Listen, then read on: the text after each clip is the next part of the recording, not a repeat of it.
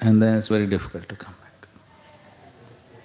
We all have somebody will think 15-20 minutes nap will become 1 hour. I think we can talk to students, even for the remaining 4 units, we can do 11 continuously, 15 minutes break. I also feel it is better. So that's why in Delhi also we stopped this. Others previously also it was similar timing there. Stop. Only 15 minutes break. So hardly anybody goes anywhere.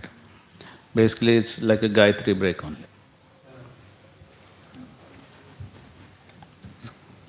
Anyway, you can discuss.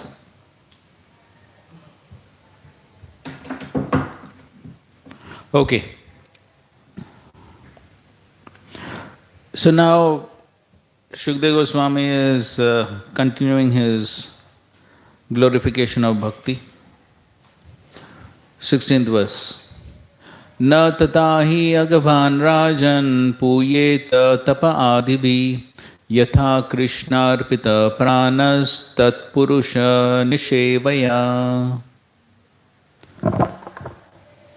My dear king, if a sinful person engages in the service of a bona fide devotee of the Lord and thus learns how to dedicate his life onto the lotus feet of Krishna, he can be completely purified. One cannot be purified merely by undergoing austerity, penance, brahmacharya, and the other methods of atonement I have previously described. Yes. So here Shukdev Goswami himself is clearly saying, though previously he had recommended this, tapasa brahmacharyena, so he had recommended this, but now he himself is saying that it's not possible to be purified simply by this. Of course, that time he was simply testing Parikshit Maharaj. So ultimately what is required is na tatahi agavan rajan puyeta tapa adibi. Tapa adibi, austerity, penance, yatha Krishna arpita pranaha. So what is required is Krishna arpita prana. Tad purusha nishevaya. By engaging his life in the service of Krishna's representative. So that is Tat Purusha Nishevaya. That Purusha, Prabhupada is translating as the service of Krishna's representative.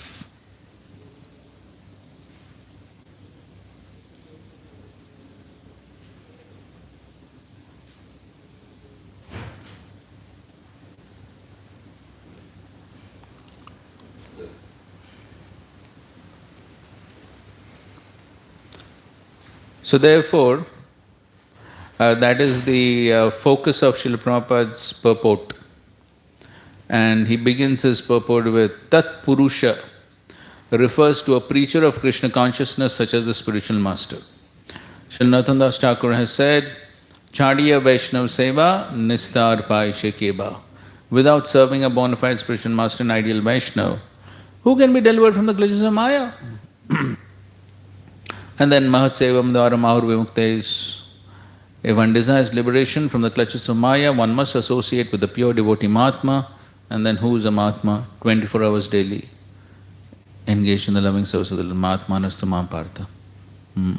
So, one must render service to a Vaishnava in order to get freed from sinful reactions, revive one's original Krishna consciousness, and be trained in how to love Krishna. This is the result of Mahatma Seva.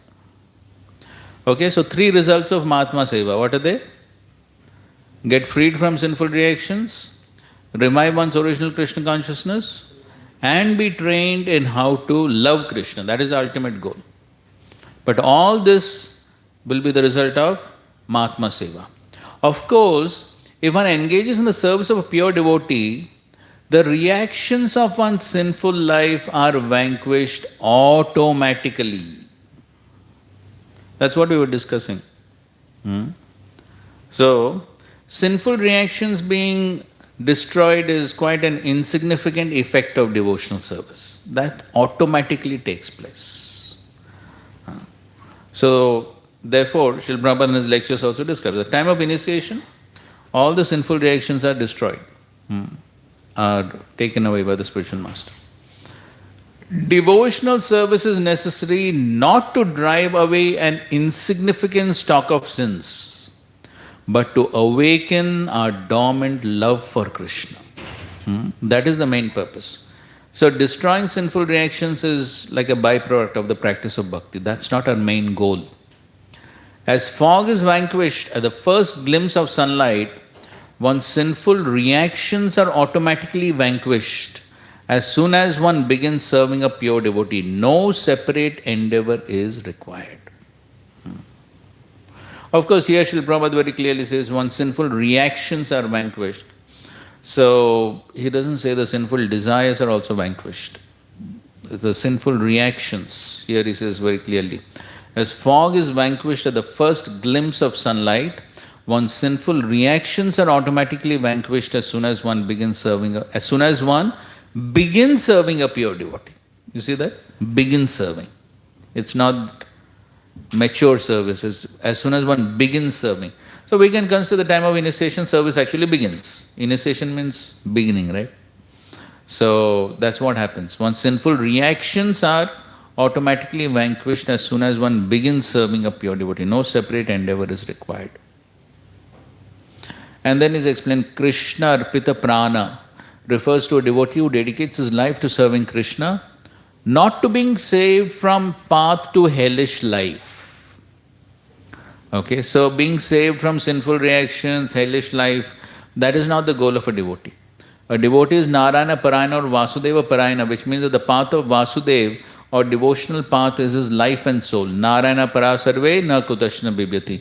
Such a devotee is not afraid of going anywhere. There is a path towards liberation in the high planetary systems and a path towards hellish planets. But a Narayana Para devotee is unafraid. Wherever he is sent, he simply wants to remember Krishna wherever he may be. Such a devotee is unconcerned with hell and heaven. He is simply attached to rendering service to Krishna. When a devotee is put into hellish conditions, he accepts them as Krishna's mercy, tatte anukampam susumikshamana. He does not protest. Oh, I am such a great devotee of Krishna, why have I been put into this misery? Instead he thinks, this is Krishna's mercy. Such an attitude is possible for a devotee who engages in the service of Krishna's representative. This is the secret of success. So even to develop this right attitude towards misery and hellish conditions, one requires what? The mercy of the pure devotee. Such an attitude is possible for a devotee who engages in the service of Krishna's representative. That means that by his mercy, one gets purified, then one gets this right attitude. So,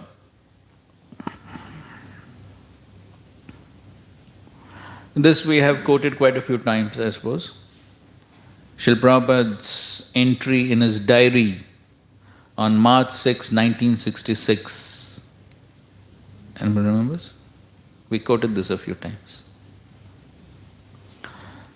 So Srila Prabhupada writes, today is Adivas of Gaur Purnima, and all my friends and relatives are happily, friends and god brothers are happily celebrating Gaur Purnima in Mayapur and Vrindavan, but I am alone here in New York. But I do not mind the inconvenience because I am simply trying to fulfill the instructions of the Supreme Lord and my Guru Maharaj, and for doing this, I am even ready to go to hell. So it didn't make any difference. Of course, the Bauri was as good as hell anyways. But Srila Prabhupada was ready for that, simply to serve the instructions of a spiritual master. So that's the attitude of a devotee. So therefore, for the devotee, becoming free from sinful reactions or suffering in hellish conditions, those are not the goals of his practice.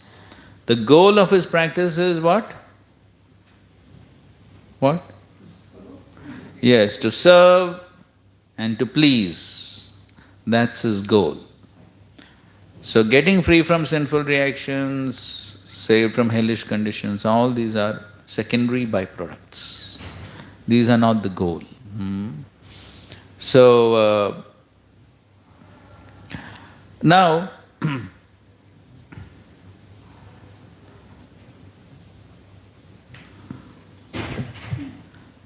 what is an important result of serving the spiritual master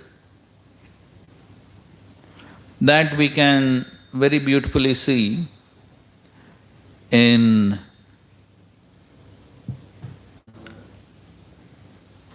Srimad Bhagavatam, 10th canto, 80th chapter. Okay, so please open if you have.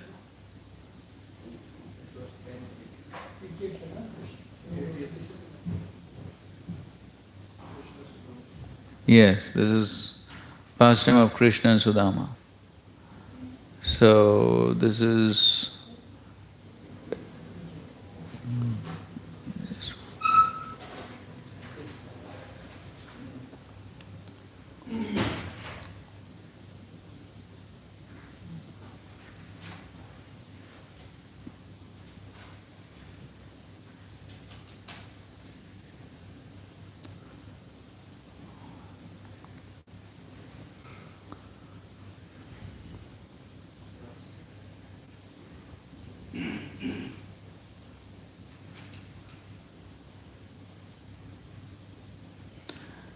so first of all, so in this conversation between Krishna and Sudama,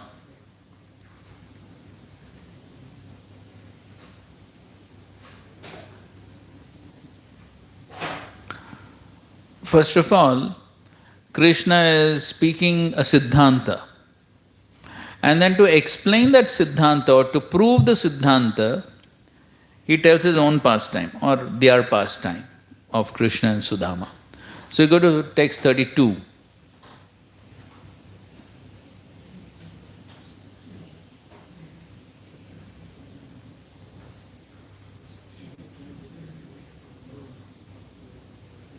Or we can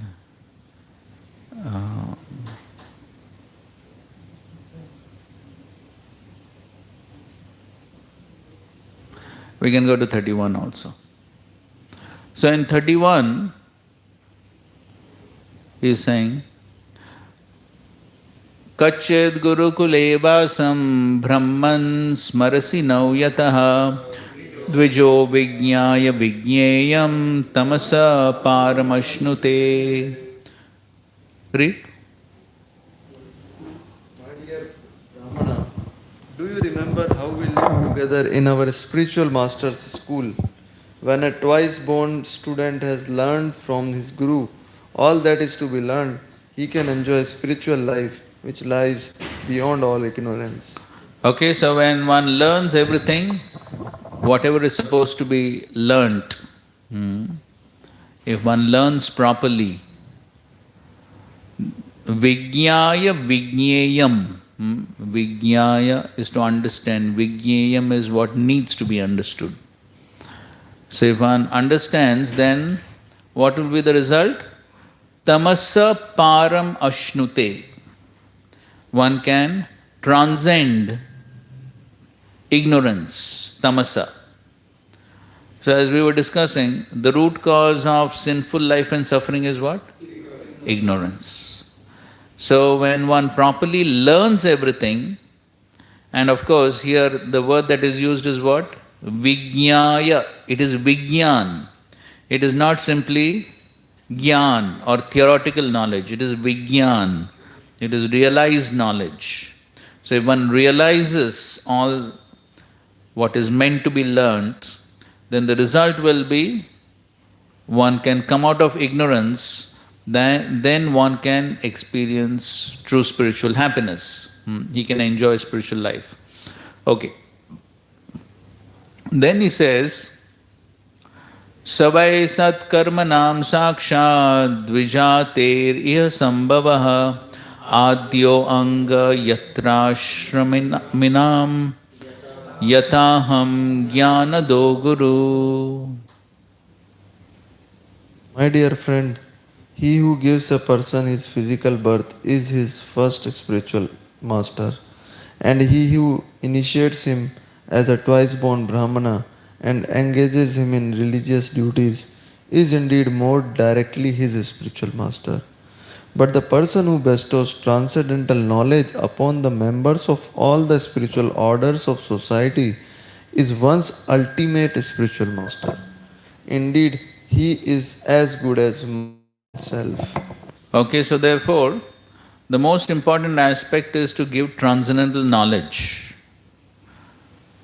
So, therefore, the most important aspect of Diksha is what? Shiksha.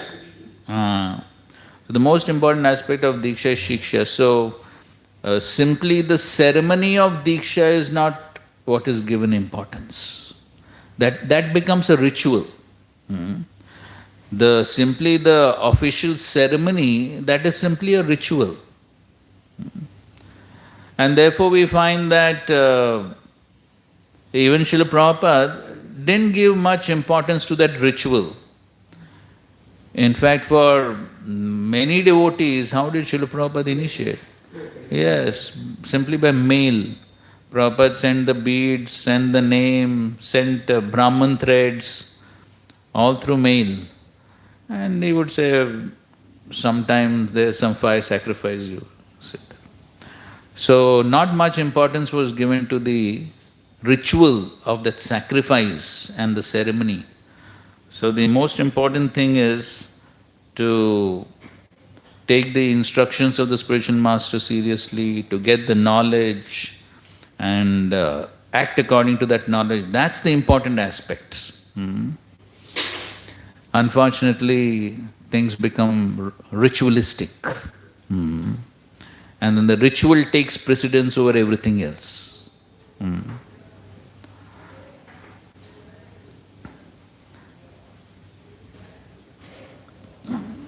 Okay. Next verse he says, Nanvartha kovidha brahman varnashrama vatamiha ye maya guruna vacha tarantyanjo bhavanavam. कोई पढ़ रहा है?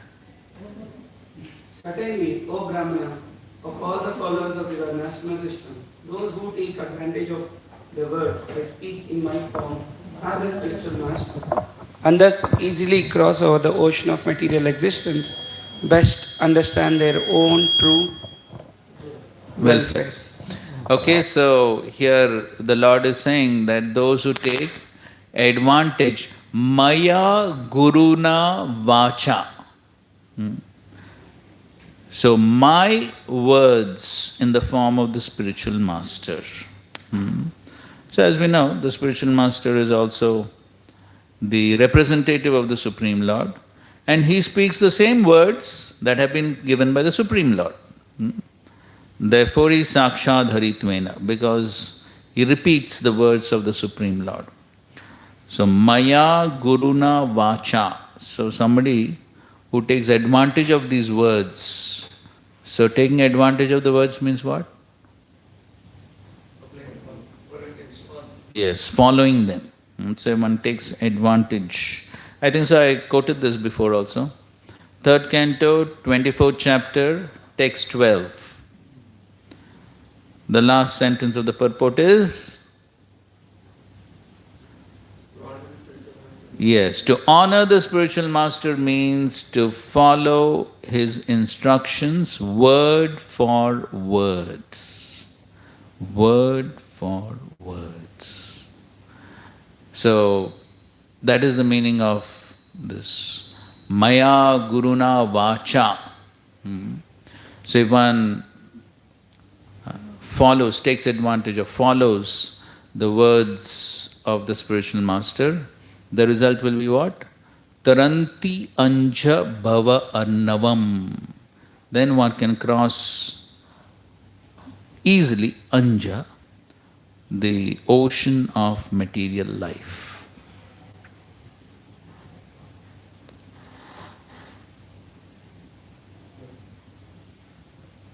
And then the next verse he says, Naham ijja prajatibhyam tapaso pashamena tushyeyam sarvabhutatma guru shushushaya yatha. I, the soul of all being, am not as satisfied by ritual worship, Brahmanical initiation, penances, or self discipline as I am by faithful service rendered to own spiritual master. Yes. So here Krishna himself is saying that I am not as satisfied. Na aham ijya prajatibhyam tapasa upashamena. So all these do not satisfy me. Va tushyeyam. So I don't become tushta by all these as much as by Sarva Bhuta Atma Guru Shushushaya Yatha. As much as by faithful service to one's spiritual master. So here who is speaking? Krishna himself, the highest authority, he is speaking. So this is what is most important.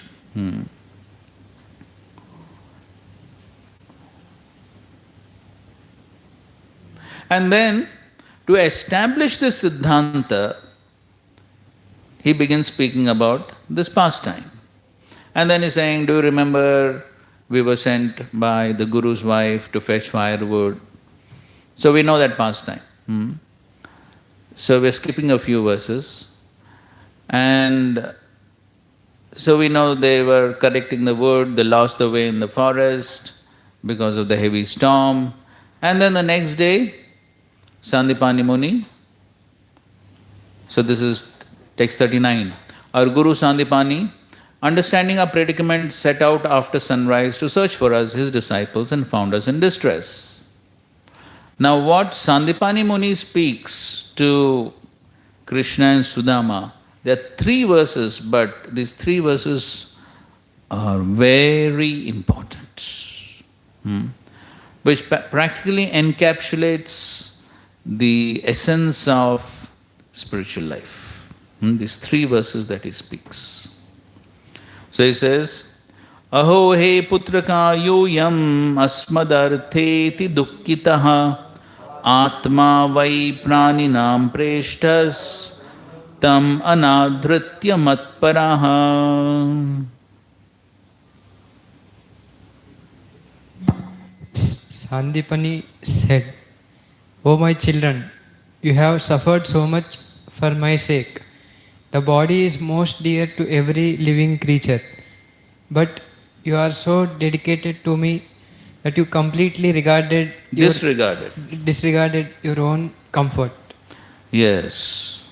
So first of all, he is appreciating the austerity, the great trouble which they have undergone for his sake. Aho he putraka yuyam asmad arthe ati dukkitha. You have gone through so much of dukkha. Though atma vai praninam preshtaha. For all living entities, what is most dear? Atma here refers to the body. The body is most dear.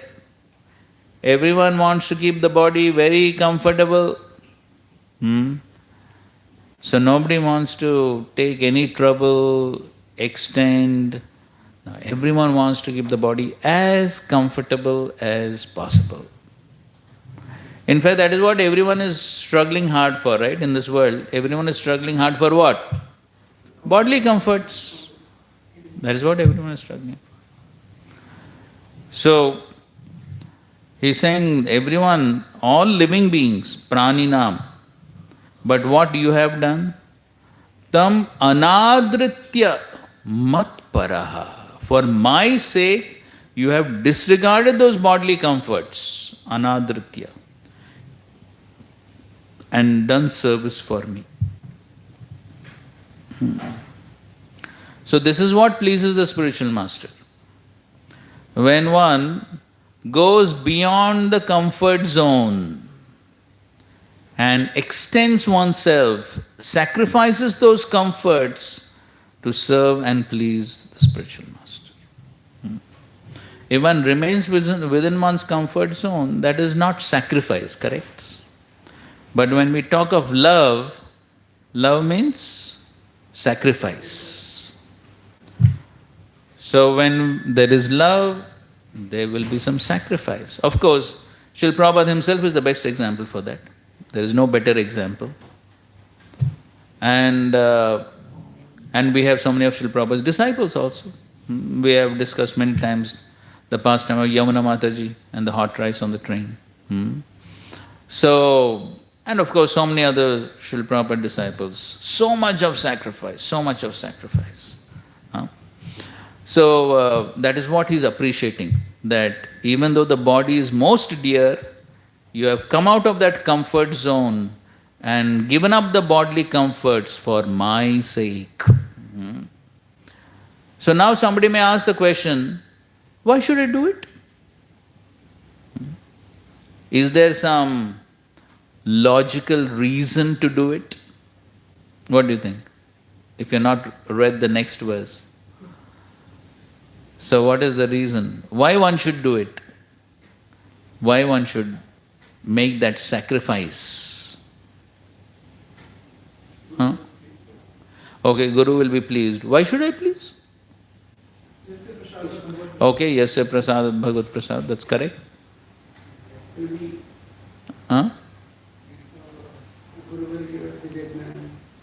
Okay, Guru will give Divya Gyan. So in the next verse, Sandipani Muni is saying why it should be done.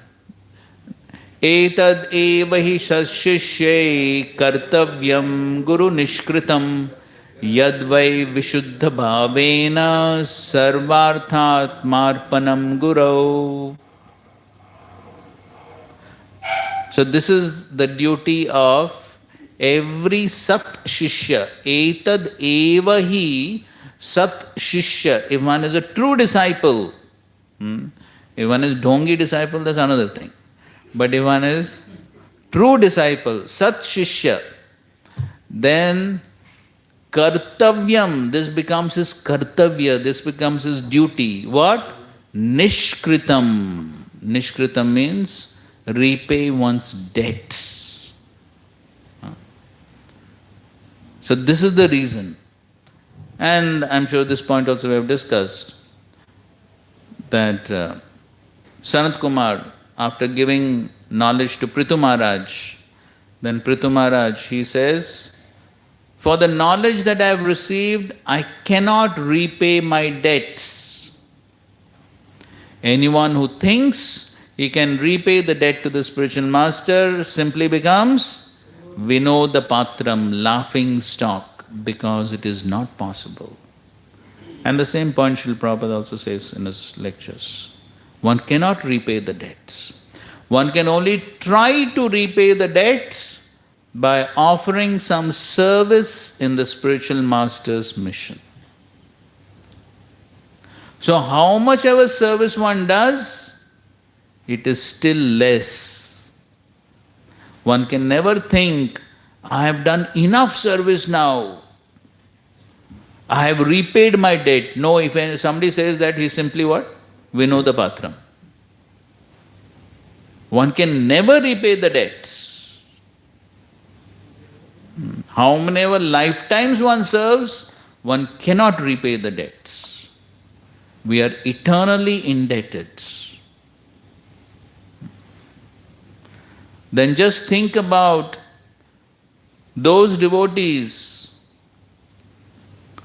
who forget about serving, give up the service, and even give up ISKCON, and worse still, accept another spiritual master outside. Do you think Krishna will ever be pleased?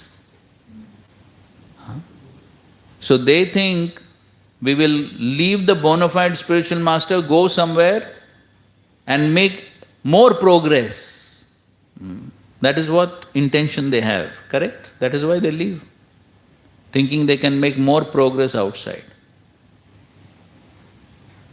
But how will it work?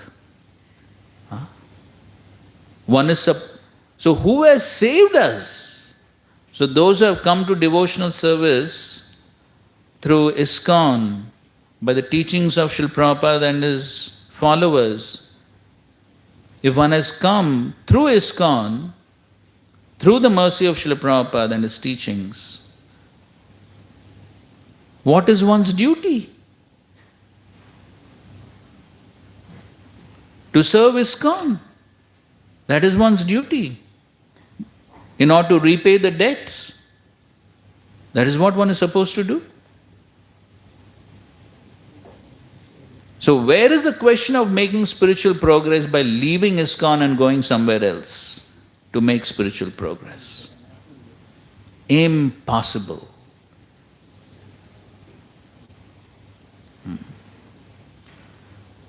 And that is the reality. Most people who leave and go somewhere, most of them return back to material life. That is what happens in most cases.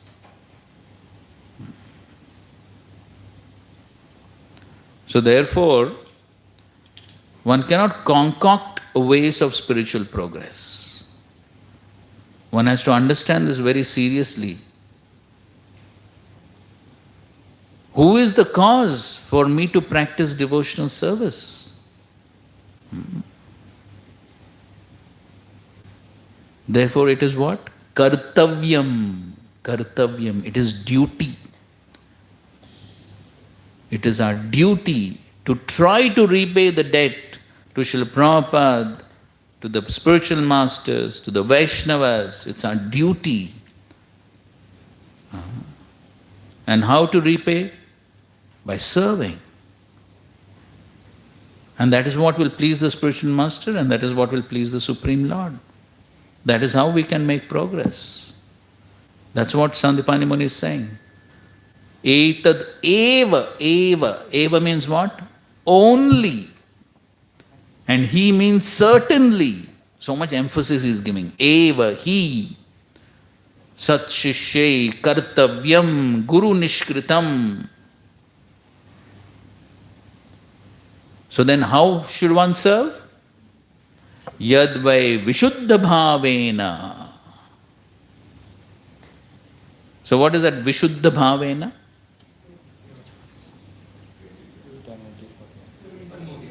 Yes, unmotivated. Only one motive. What is that? To please. That's all. That is the vishuddha bhavena. So if one wants to repay the debts, then without any personal motives for personal gain, how much will I gain? How much will I get? So some people, they remain in ISKCON and serve, but then they are simply trying to exploit. So a lot of money here, let me try to put as much as possible in my pockets. No, that is not the way. Vishuddha bhavena.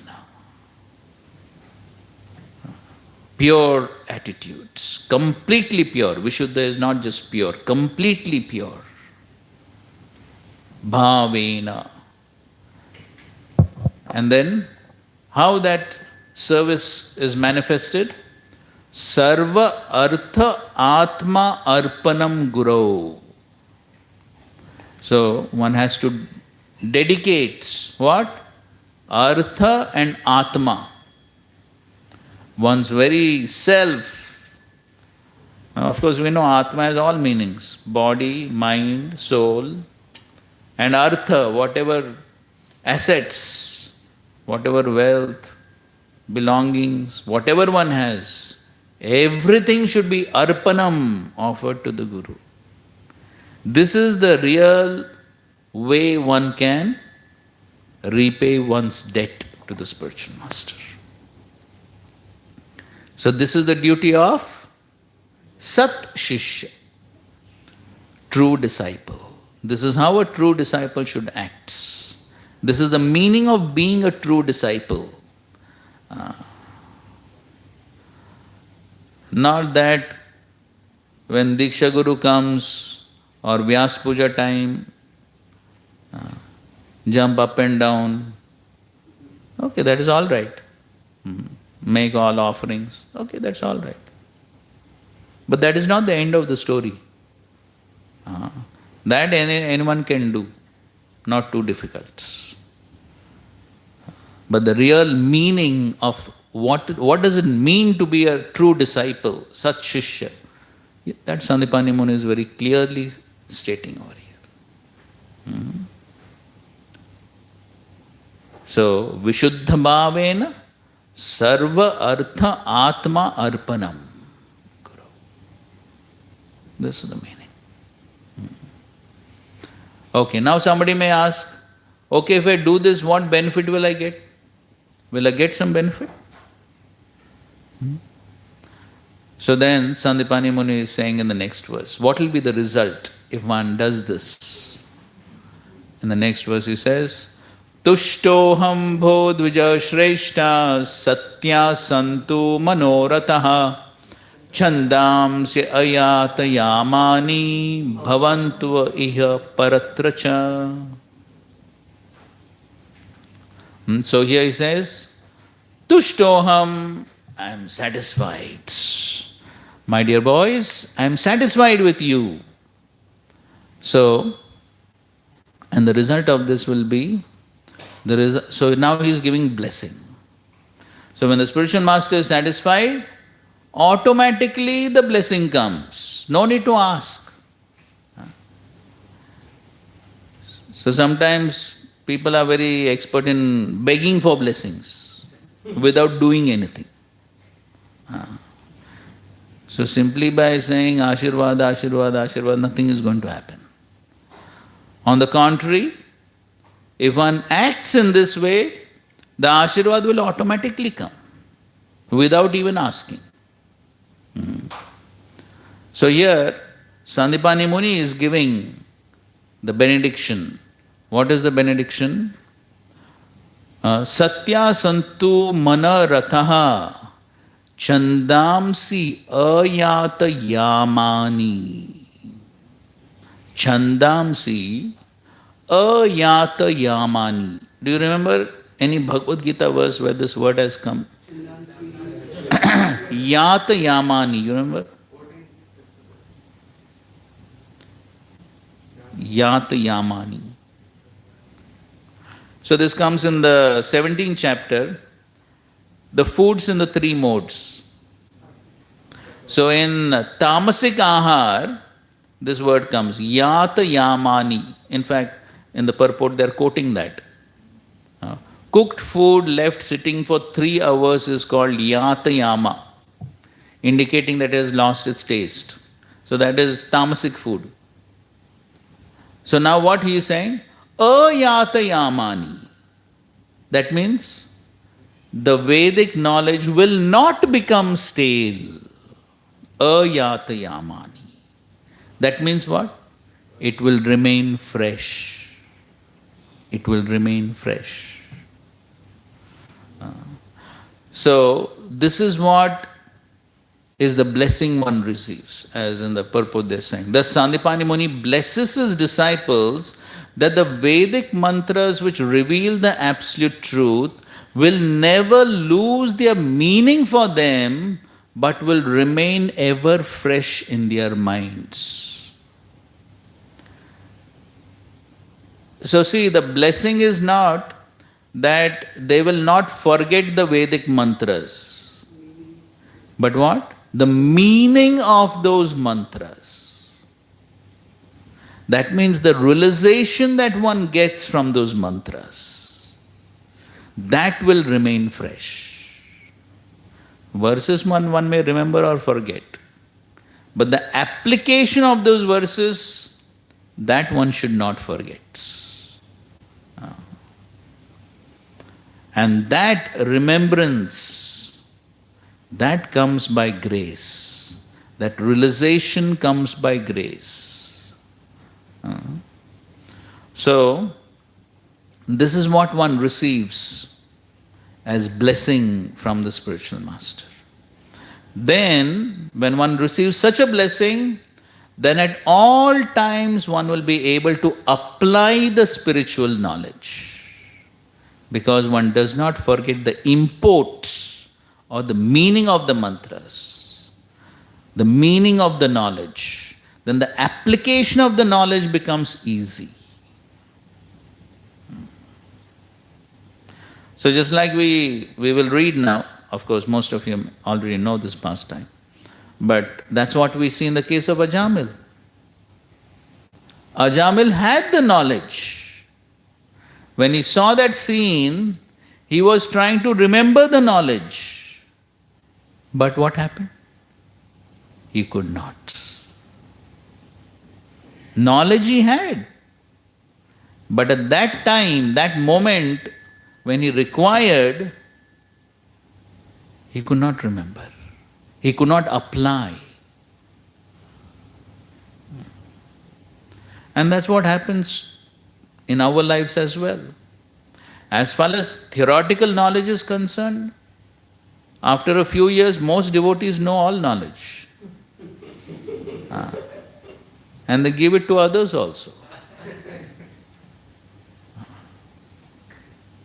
But then, to apply that knowledge in one's own life, that requires grace. So therefore, all what we are trying to do is simply to attract that grace of Guru and Krishna. And this is the blessing one receives by that grace. And that is how one is able to remain fixed on the path of devotional service and make progress. Because then one gets the realization, one gets the strength to apply the knowledge at all times in a very steady way. So that is the blessing. So these 3 verses spoken by Sandipani Muni practically encapsulate the essence of spiritual life. Very important verses, these 3 verses. And so first Krishna speaks the tattva, and to substantiate the tattva, he gives his story. This is always the way of speaking and giving Krishna conscious knowledge. And that's the same way Srila Prabhupada also always speaks. Siddhanta, and then immediately examples, analogies, stories to substantiate the Siddhanta. Krishna is also doing the same thing here. First he spoke the Siddhanta, then story. So, this is what one receives. And so now coming back to the Ajamil pastime.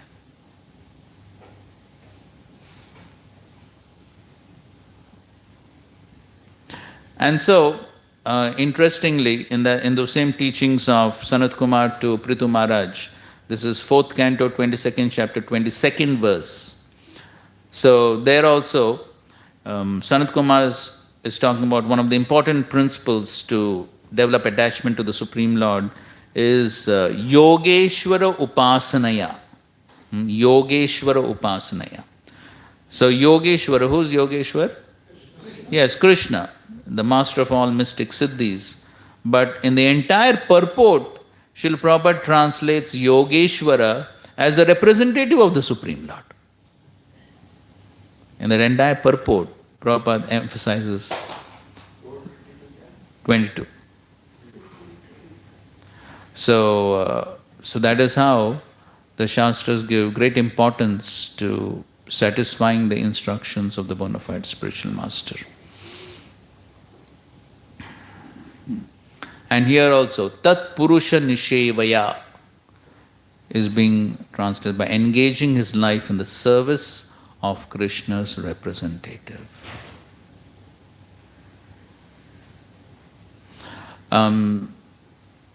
So Vishwanath Thakur, commenting on this verse, he says, Bhakti Devi should not be used for the insignificant action of pacifying sin. Shukdev presents the opinion of the learned according to scriptures while criticizing other opinions. The devotees offer their very lives to the Lord.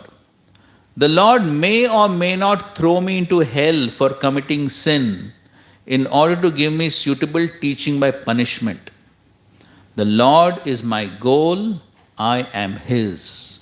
Offering himself to the Lord, the devotee thinks in this way. He does not perform atonements to avoid hell. He practices pure bhakti. How does complete surrender manifest? One performs service to the Lord. So, as we're discussing this point, so our practice of bhakti is not simply to become free from sinful reactions or avoiding going to hell. So those are insignificant byproducts for a devotee. So as here Prabhupada also is writing, that devotional service is necessary not to drive away an insignificant stock of sins, but to awaken our dormant love for Krishna. As fog is vanquished at the first glimpse of sunlight, one's sinful reactions are automatically vanquished as soon as one begins serving a pure devotee. No separate endeavor is required.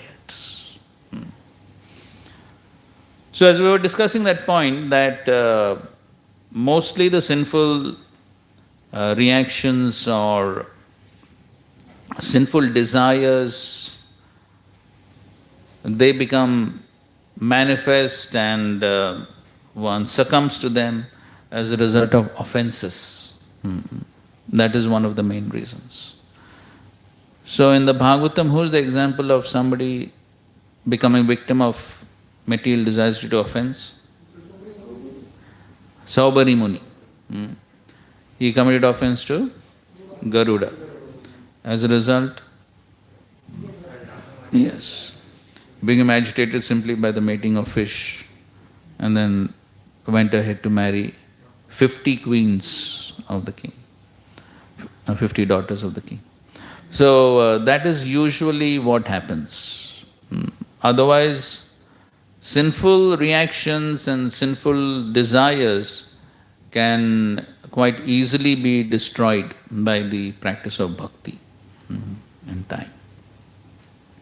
And also, Srila Prabhupada also often quotes that verse by Prabodhanand Saraswati, Kala Sarpa Patali. What is that? Protkaite damstrayate. So that verse is saying that how the yes. So that protkata damstrayate means what? Yes, the poisonous fangs of the snake are removed. Then even though the snake may bite, no effects.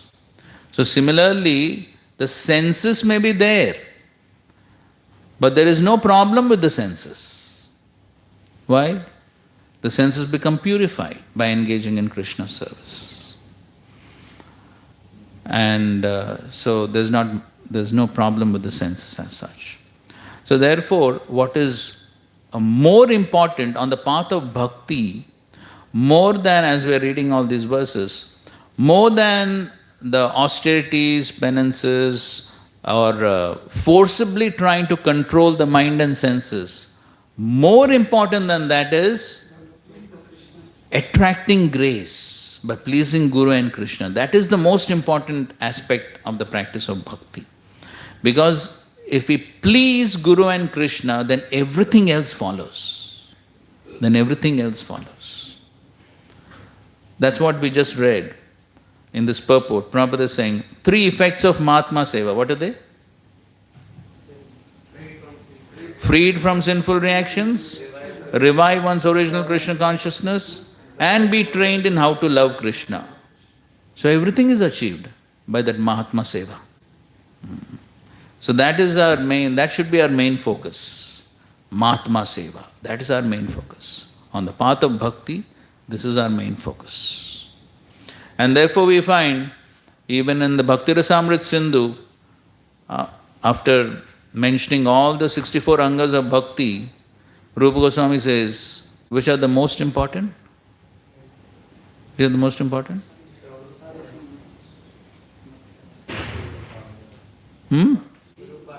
Yes, the first three, Rupa Goswami says, are the gateways to bhakti. That is the gateway to bhakti. What are the first three? Guru Pada Ashraya, then being initiated and following his instructions, and third is serving with faith and confidence. So these are the first three. So among all the 64 angas of bhakti, Rupa Goswami says these three are the most important for us to actually enter into bhakti. And therefore, that should be our main focus. Everything else follows. And obviously then, within that, trying to please Guru and Krishna, then avoiding the offenses, all that comes into focus. Okay, 17th verse. Sadrichno hi ayam loke panta kshemo kuto bhayah sushila sadhavo yatra narayana parayanaha. Read. The path followed by pure devotees who are well behaved and fully endowed with the best qualifications is certainly the most auspicious path in this material world. It is free from fear and it is authorized by the Shastras.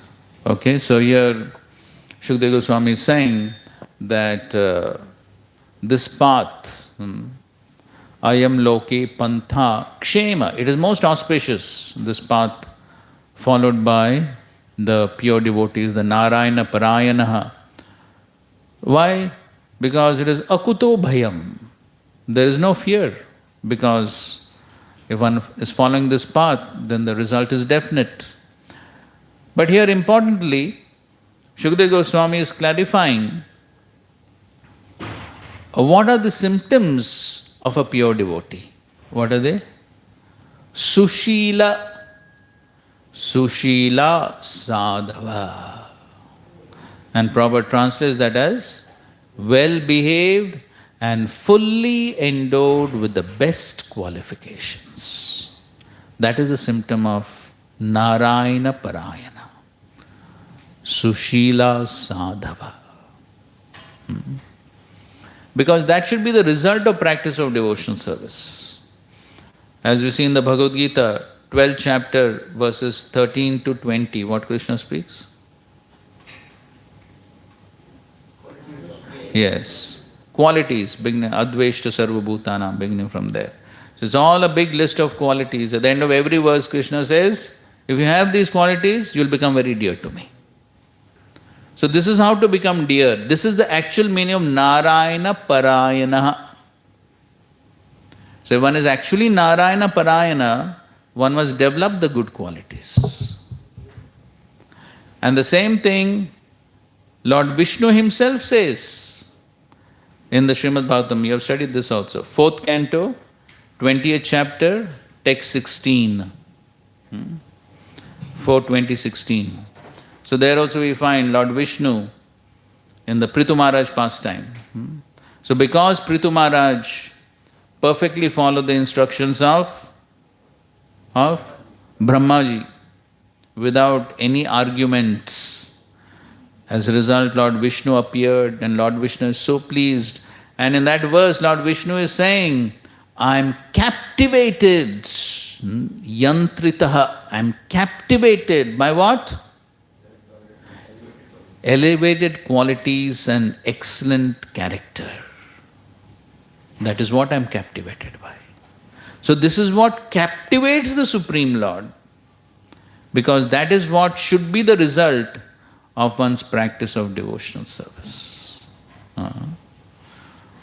So if one is practicing devotional service, but one is not developing the good qualities, that means there is some problem in one's practice.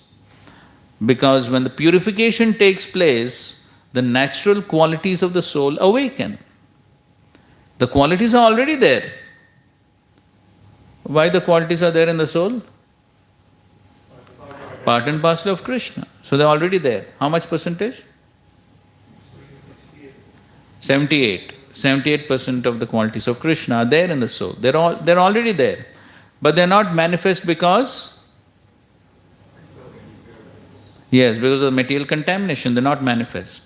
So when one practices devotional service, Cheto Darpanam Arjanam, the material contamination should reduce. When the material contamination reduces, automatically the good qualities manifest. This should happen by the practice of devotional service. And Srila Prabhupada, in fact, gives this as an instruction to all devotees within ISKCON. This is a short but very instructive purport. If you want, you can open and read it. This is 3rd Canto, 16th chapter, text 5. Srila Prabhupada is writing here that devotees should see that their Vaishnava qualities are increasing with their spiritual progress. You got it?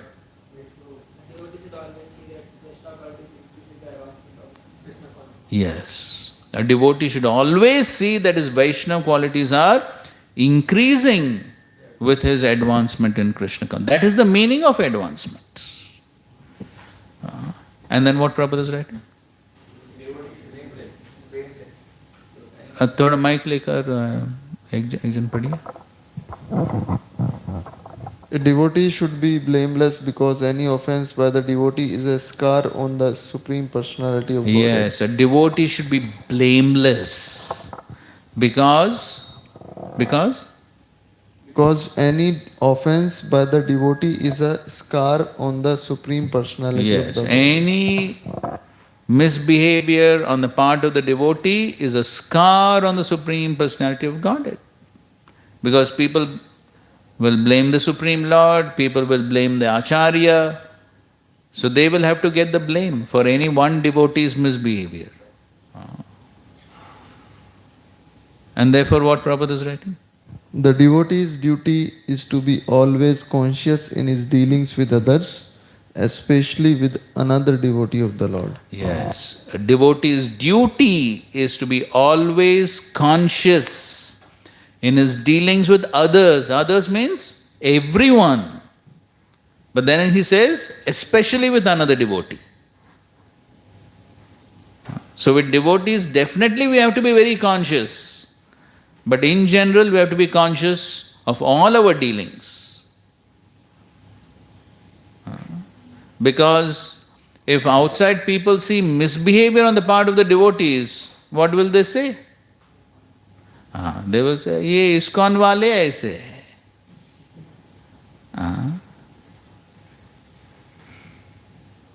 That is what people will say. So the entire society, ultimately Srila Prabhupada, they will get the blame. That becomes a scar on them. And then how people will be inspired to come into the society if they see misbehavior.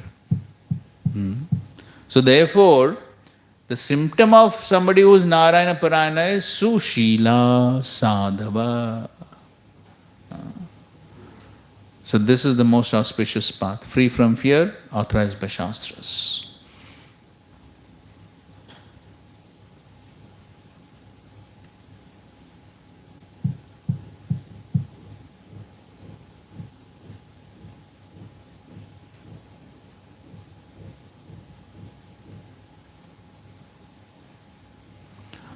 So Prabhupada writes in the purport, one should not think that the person who takes to bhakti is one who cannot perform the ritualistic ceremonies recommended in the Karmakanda section of the Vedas or is not sufficiently educated to speculate on spiritual subjects. Mayavadis generally allege that the bhakti path is for women and illiterates. This is a groundless accusation.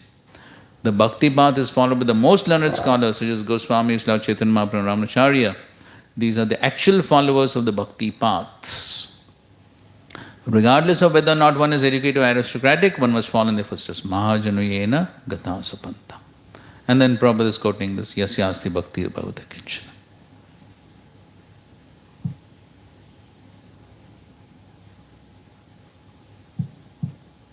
And then Prabhupada is saying, Mayavadis may be Sushila Sadhava, well-behaved saintly persons, but there is nevertheless some doubt about whether they are actually making progress, for they have not accepted the path of bhakti. On the other hand, those who follow the path of the acharyas are Sushila and Sadhava. But furthermore, their path is akuto bhaya, which means free from fear. One should fearlessly follow the 12 Mahajans and their line of disciplic succession and thus be liberated from the clutches of Maya.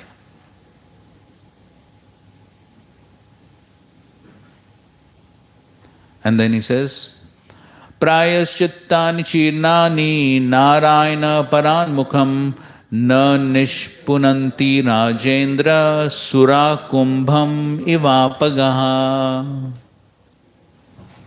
My dear king, a pot containing liquor cannot be purified even if washed in the waters of many rivers. Non-devotees cannot be purified by processes of atonement even if they perform them very well. Yes. So good analogy is giving. The pot containing liquor cannot be purified, even if washed in the waters of many rivers. Srila Prabhupada in his lectures he says, but nowadays they use spirit for purification. In surgeries, in hospitals, what is the antiseptic used? Spirit.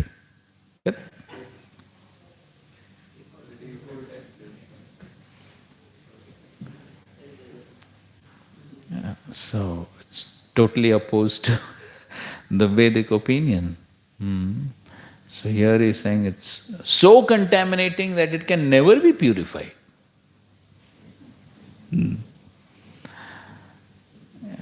So similarly, non-devotees cannot be purified by process of atonement, even if they do it very well. And Prabhupada writes, to take advantage of the methods of atonement, one must be at least somewhat devoted. That means at least some bhakti must be there. Otherwise, there is no chance of one's being purified.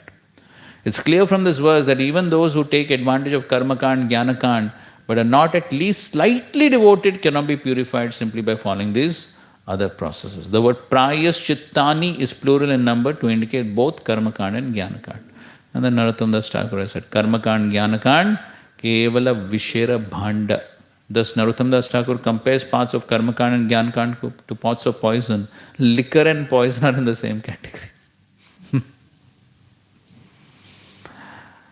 According to this verse from Srimad Bhagavatam, a person who has heard a good deal about the path of devotional service, but who is not attached to it, who is not Krishna conscious, is like a pot of liquor.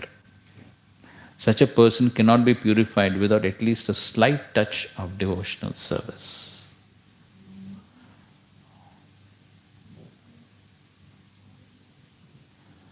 Next. Sakrinmana Krishna Padara Vindayor Niveshitam Tad Gunaragiyeriha Nate Yamam Pashabhritascha Tad Patan Swapne Pipashyanti China Nishkritaha. Translation. Although not having fully realized Krishna, persons who had even once surrendered completely onto his lotus feet and who has become attached to his name, form, qualities and pastimes are completely freed of all sinful reactions, for they have thus accepted the true method of atonement. Even in dreams, such surrendered souls do not see Yamraj or his order carriers, who are equipped with ropes to bind the sinful. Okay, so even though not having fully realized Krishna, so it's quite a hope-giving verse. Sakrit manaha Krishna padar vindayo. Sakrit, only once. Only once, if one has niveshitam, completely surrendered, the mind to the lotus feet of Krishna. So then one will never see Yamaraj even in dreams.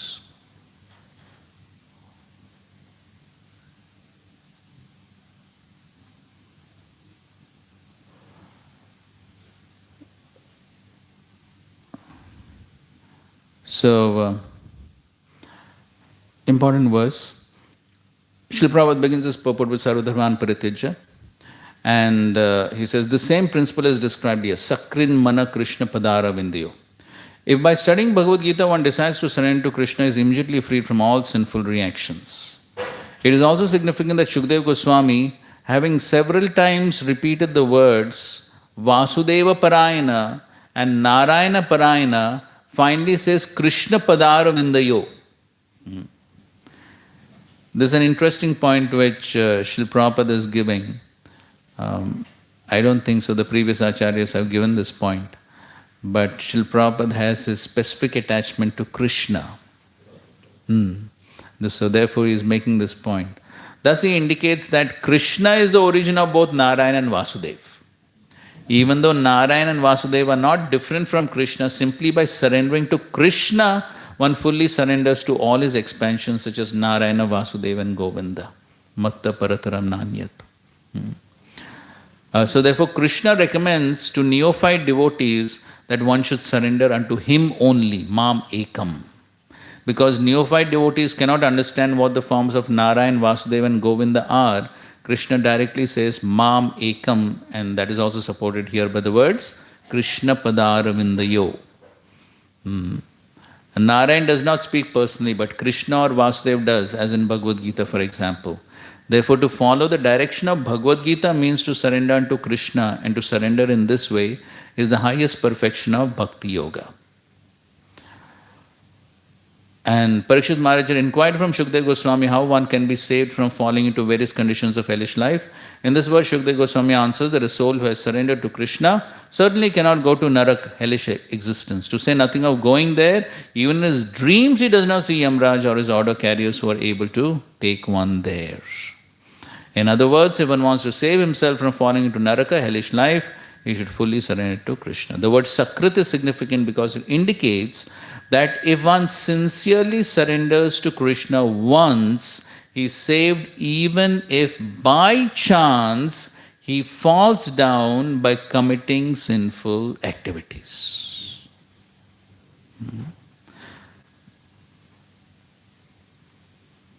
So, and then Srila Prabhupada is quoting Apichet Suduracharo, Bhajate Mamanya. So therefore, in the whole purport to Apichet Suduracharo, Bhagavad Gita, Srila Prabhupada emphasizes that point, as he is saying here also, by chance. By chance. So in that purport also, Srila Prabhupada repeats the word accidental 7 times. To make this point that, and in the purport Srila Prabhupada explains, that as one is practicing devotional service, one has declared war against Maya. And so when there is a war, a battle, there is a possibility of somebody getting injured. Possibility is there. So similarly, in our fight with Maya, so sometimes there is a possibility that one may succumb to some sinful desires, because the sinful desires are not totally destroyed. The desires may be there. Sinful reactions are destroyed. The sinful desires are not totally destroyed. That's what we have read in the previous purports also. So therefore, so because some sinful desires may be there, one may succumb to them accidentally. But in the next verse, what Krishna says? Yes, Kshipram bhavati dharmatma shashva shantim nigacchati kaunteya pradijanihi name bhakta pranashyati. Declare it boldly, my devotee will never perish. So Krishna is giving that assurance. As long as one is sincere and one continues the process of devotional service seriously, then the purification will take place. So therefore, the sinful activities by themselves, if accidentally some sinful activities happen, so that is not a very great danger on the path of devotional service. But usually what happens is that one may commit a sinful activity, a wrong activity, and then rather than repenting and intensifying one's devotional service, if one either justifies or one reduces the intensity of one's devotional practices, then there's a great danger. So sometimes that is what happens. So somebody commits a sinful activity, some wrong activity, then if he justifies that and he thinks it's all right, he does not try to purify oneself by one's intense practice of devotional service, one does not take guidance, and one continues the sinful activities, then that's a danger. So occasionally, by chance, some sinful activities happen, that is not a big danger for a devotee. So that is also explained in the Srimad Bhagavatam 11th canto. There's a very similar verse in the 11th canto. I think so, it's 11.5.42, if I'm not mistaken. Somebody quickly check, 11.5.42.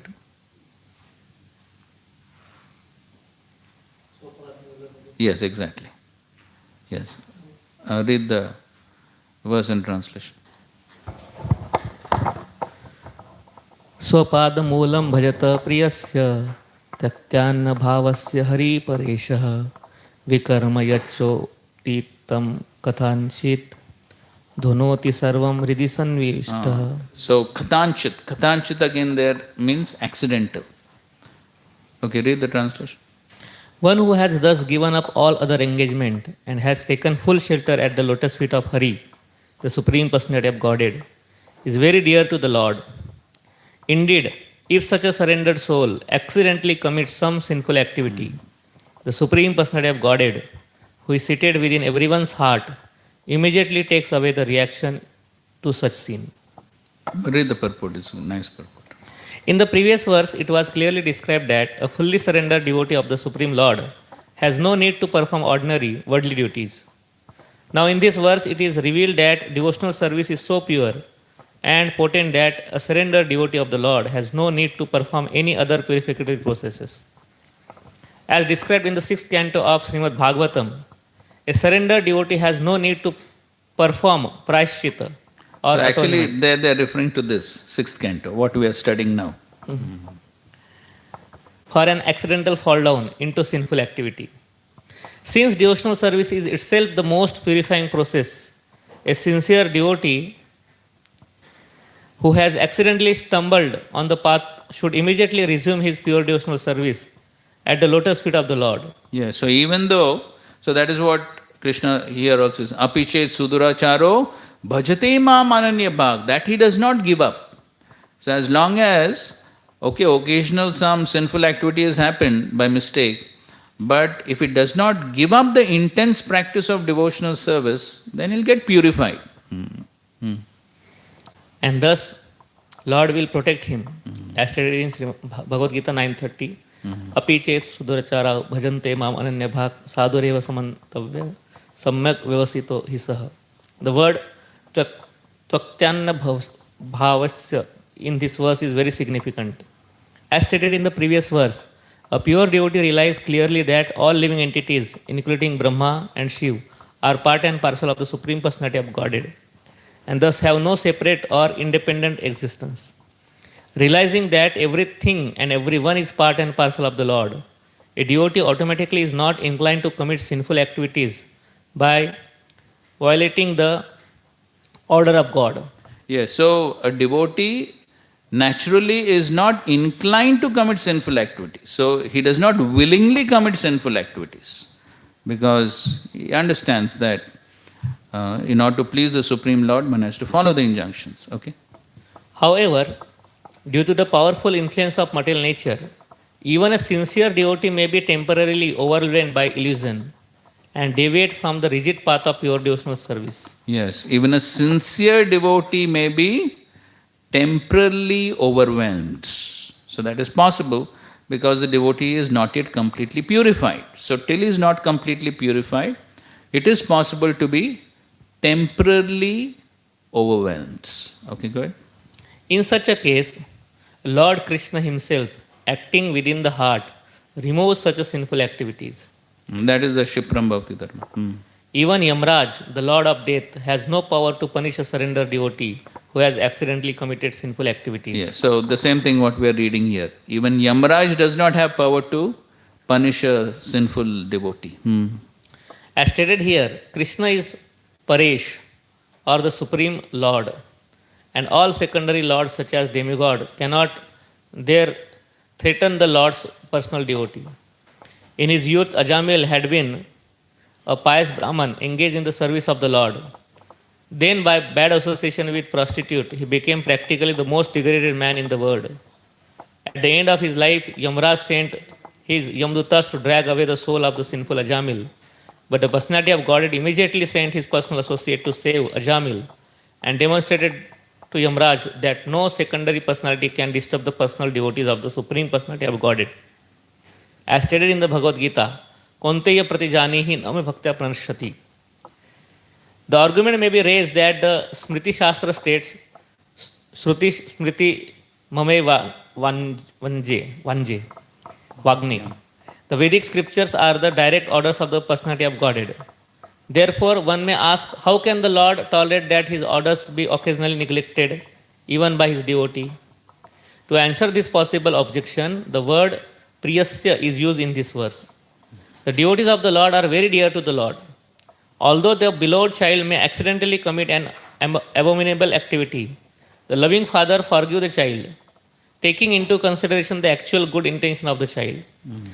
Thus, although the devotee of the Lord does not try to exploit the Lord's mercy by requesting the Lord to free him from any future suffering. So this is an important point. The devotee does not exploit the Lord's mercy by requesting the Lord to free him from any suffering. So the devotee is ready to undergo suffering as a result of his sinful activities. The devotee is ready for that. He does not justify the wrong and he does not request the Lord to free him from suffering. He is ready to undergo that. The Lord, by his own initiative, frees the devotees from the reaction to accidental fall downs. Accidental fall downs. This causeless mercy of the Lord upon his devotees is his Parameshwaryam, or supreme opulence. Gradually, the faithful devotee becomes free even from accidental fall down, because simply by remembering the lotus feet of the Lord, what to speak of by actively rendering service to him, his heart is purified. Although the surrendered devotee of the personality of Godhead may sometimes appear to be affected by mundane attitudes, they are inevitably protected by the merciful Lord and are never actually defeated in life. Yes. So very important purport.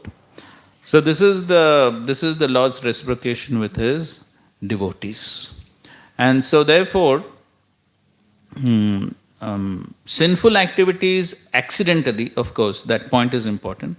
Accidental sinful activities are not a great threat for a devotee's progress, as long as the devotee sticks to the intense practice of devotional service. So, of course, Vishwanath Thakur in his commentaries on the Apichet Suduracharya verse explains that the devotee, he sincerely laments for his wrong activities, he is ready to undergo suffering, he does not justify it.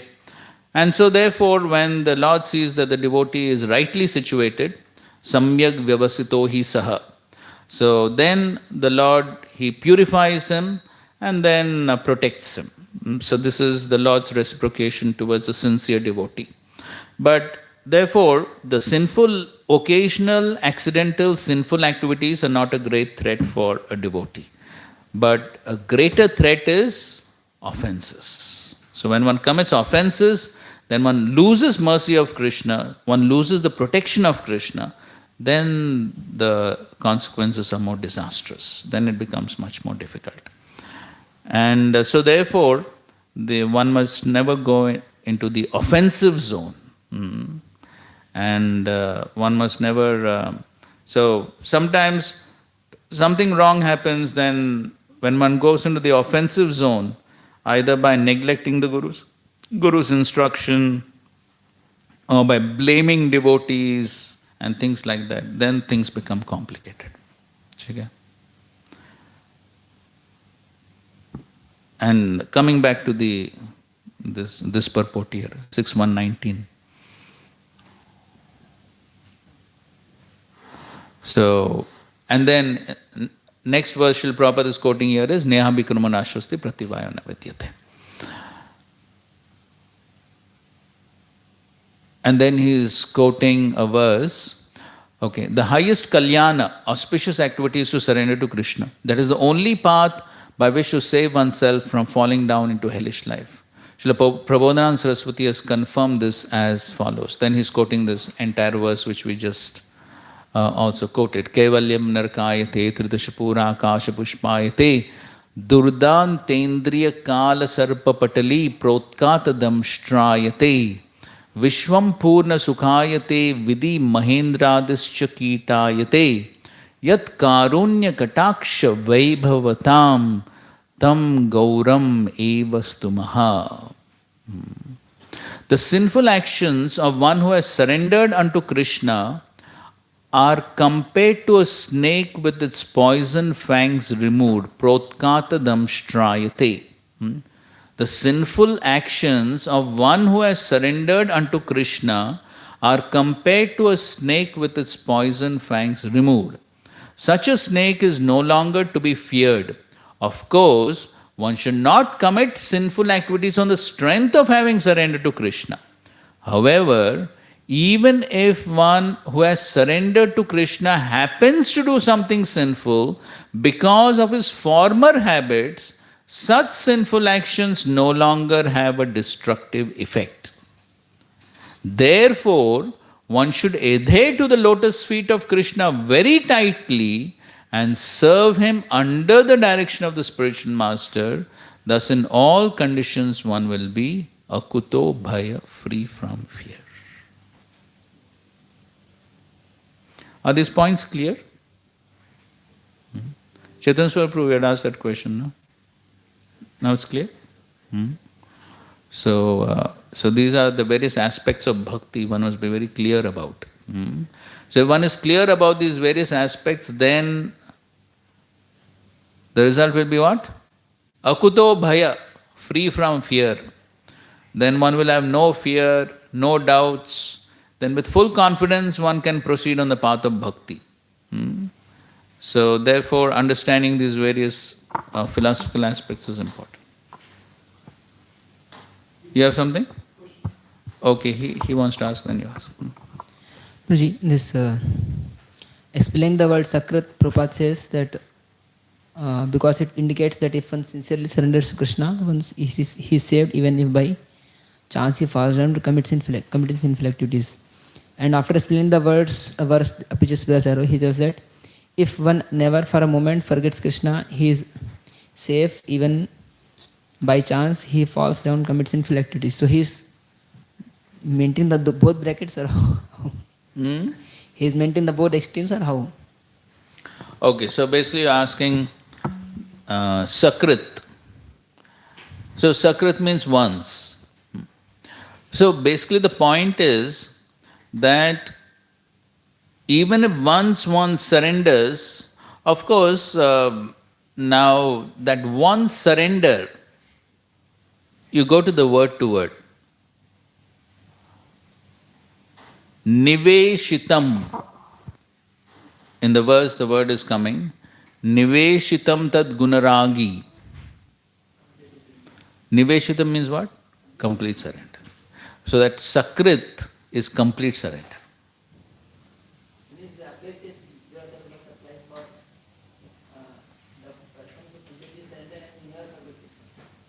Yes, one who is seriously practicing. So therefore, bhajate mam ananya bhak. So somebody who's seriously practicing. So he is seriously practicing devotional service, but as Srila Prabhupada has explained in this purport also, that but due to former habits.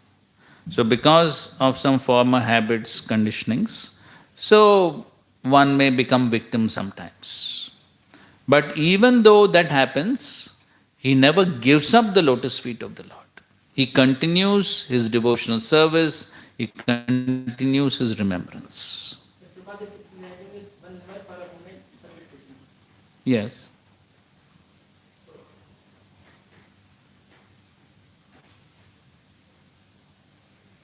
So yes, so it basically indicates a serious practice of devotional service. So if one is, we can, of course, we can analyze that and study that from different angles actually. So just like in both these commentaries, one is commentary on the verse Smartavya Satatam Vishnu Vismartavya na Jatuchit. There the word Satatam is. And in Bhagavad Gita, 8th chapter, 14th verse, what is that?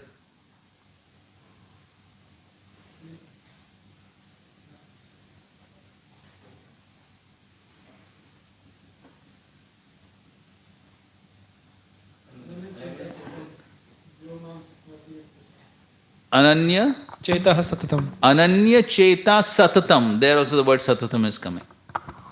So, in commentaries to both these verses, the Acharyas explain that Satatam, which literally means every moment, right?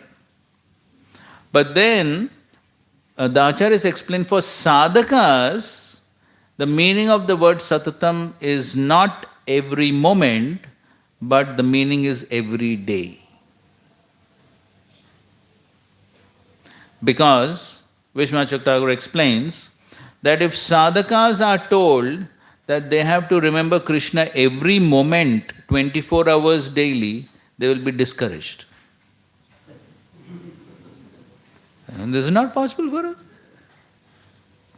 So therefore they say, that is the Acharya's mercy. They're saying that it's not every moment, but it refers to every day. That means at least some part of every day one has to devote to exclusive remembrance. And Srila Prabhupada for us has given us the morning program. So at least that much time one should devote to exclusive remembrance of Krishna. So if one follows that Acharya's instruction to at least devote that much time to exclusive remembrance of Krishna sincerely, then there's a good possibility that during the rest of the day, by the Acharya's mercy, one will also be able to remember Krishna. So that can be understood from that viewpoint also. So that is how, the Acharyas explain, that is how pure devotional service can be practiced both at the sadhana stage and the siddha stage. So if one is sincerely following the Acharya's instructions, then even on the stage of Vaidhi sadhana bhakti, one is still practicing pure devotional service. Alright? So that is how we can try to reconcile. Yes, Vishnu Tatpuru. This last para, this verse, the sinful action of one who has surrendered to Krishna are compared to snake with its poison, fangs are removed. So, since sadhaka, a devotee, sadhaka commits sin, and he will not get the reaction because he is practicing devotional service. So, see, now further down the purport Prabhupada is explaining that. First of all, he says, one should not commit sinful activities on the strength of having surrendered to Krishna, right? And then he says, however, even if one who has surrendered to Krishna happens to do something sinful because of his former habits, such sinful actions no longer have a destructive effect. They do not have a destructive effect. So, what is the destructive effect? The destructive effect is an obstacle on one's devotional progress. That is the destructive effect.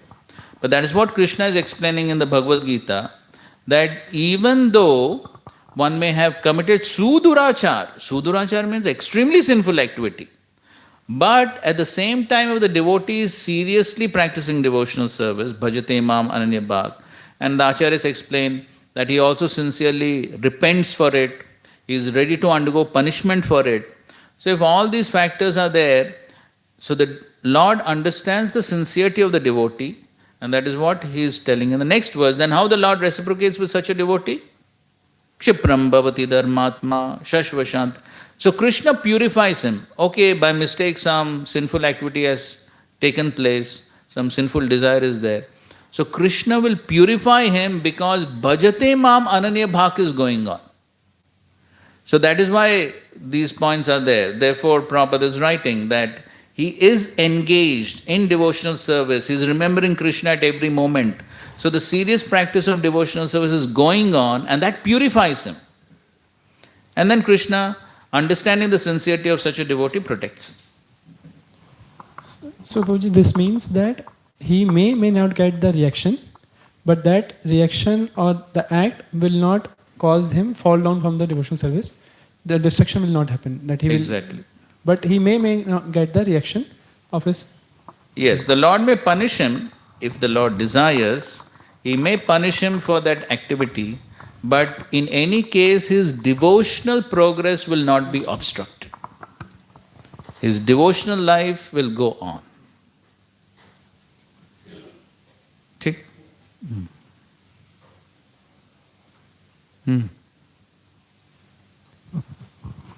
Yes, previously we read that the desire to give up sinful activities, that cannot be nullified, but by initiation your other sinful activities can be neutralized. So now how to actually the desire for committing sinful activities, sometimes those can be person to person. It may be because of some having a very bad conditioning previously, or someone has developed because of one's own past, etc. So how to come out of that? Because whatever if we are actually that becomes sometimes a very big area for a person to even progress in spiritual life. Like example, chanting is concerned. Sometimes there we have problems or struggles. So that cycle becomes very grave. So therefore, Prabhupada is giving the solution here. Therefore, one should adhere to the lotus feet of Krishna very tightly and serve him under the direction of the spiritual master. This is the solution. So that means serious practice of devotional service. So agreed, what you're trying to say is that sometimes the sinful propensities and desires themselves are an obstacle to one's serious practice. But at least one should, on one hand, of course, one can sincerely pray, and on the other hand, one can make an attempt for that sincere practice according to one's best capacity. So if one is sincerely trying to practice sincerely in spite of the difficulties, then as Prabhupada writes, God helps those who help themselves. So from our side, according to our capacity, we should endeavor sincerely. Okay, fine.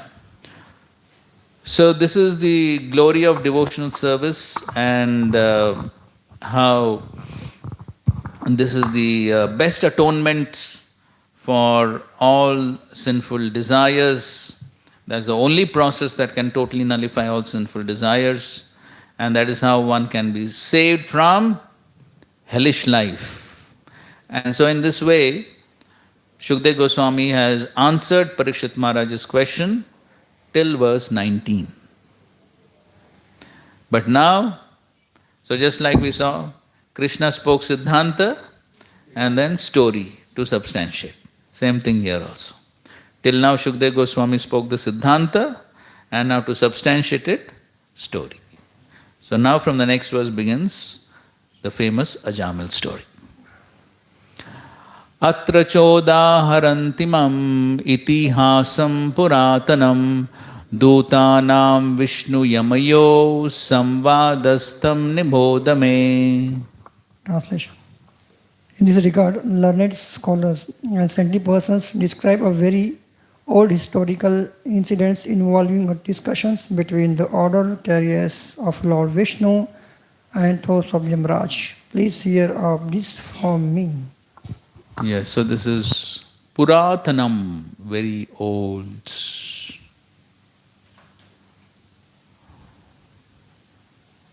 So Srila Prabhupada is talking about the importance of Puranas. Actually, the description of the Puranas or the old histories of the universe are factual, although not chronological. The Puranas recount the chief incidents that have occurred over many millions of years, not only on this planet but also on other planets in the universe. Therefore, all learned and realized Vedic scholars speak with references to the incidents in the Puranas. Okay. 21. Kanya kubje dvija kashit dasi patir ajamilaha namna nashta sadacharo dasya samsarga dushitaha. In the city known as Kanyakubja, there was a Brahman named Ajamil who married a prostitute maidservant and lost all his Brahmanical qualities because of the association of that low-class woman. Okay, so in the word-to-word, Srila Prabhupada, Kanya Kubje, in the city of Kanya Kubja, into brackets Kanauj, a town near Kanpur. So we have a preaching program in Kanauj. Huh?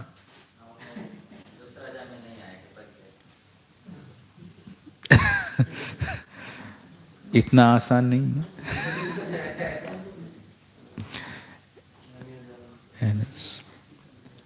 प्रयास चल रहा है. And Srila Prabhupada in his lectures, he describes that in the city of Kanauj there are many brahmanas and it's famous for silk. Silk? No, perfumes I suppose. Perfumes. Maybe silk also. Huh? No, there are brahmanas, or there were brahmanas, I don't know what's the situation. Now, of course, Kalau Shudra. But it's famous for perfumes.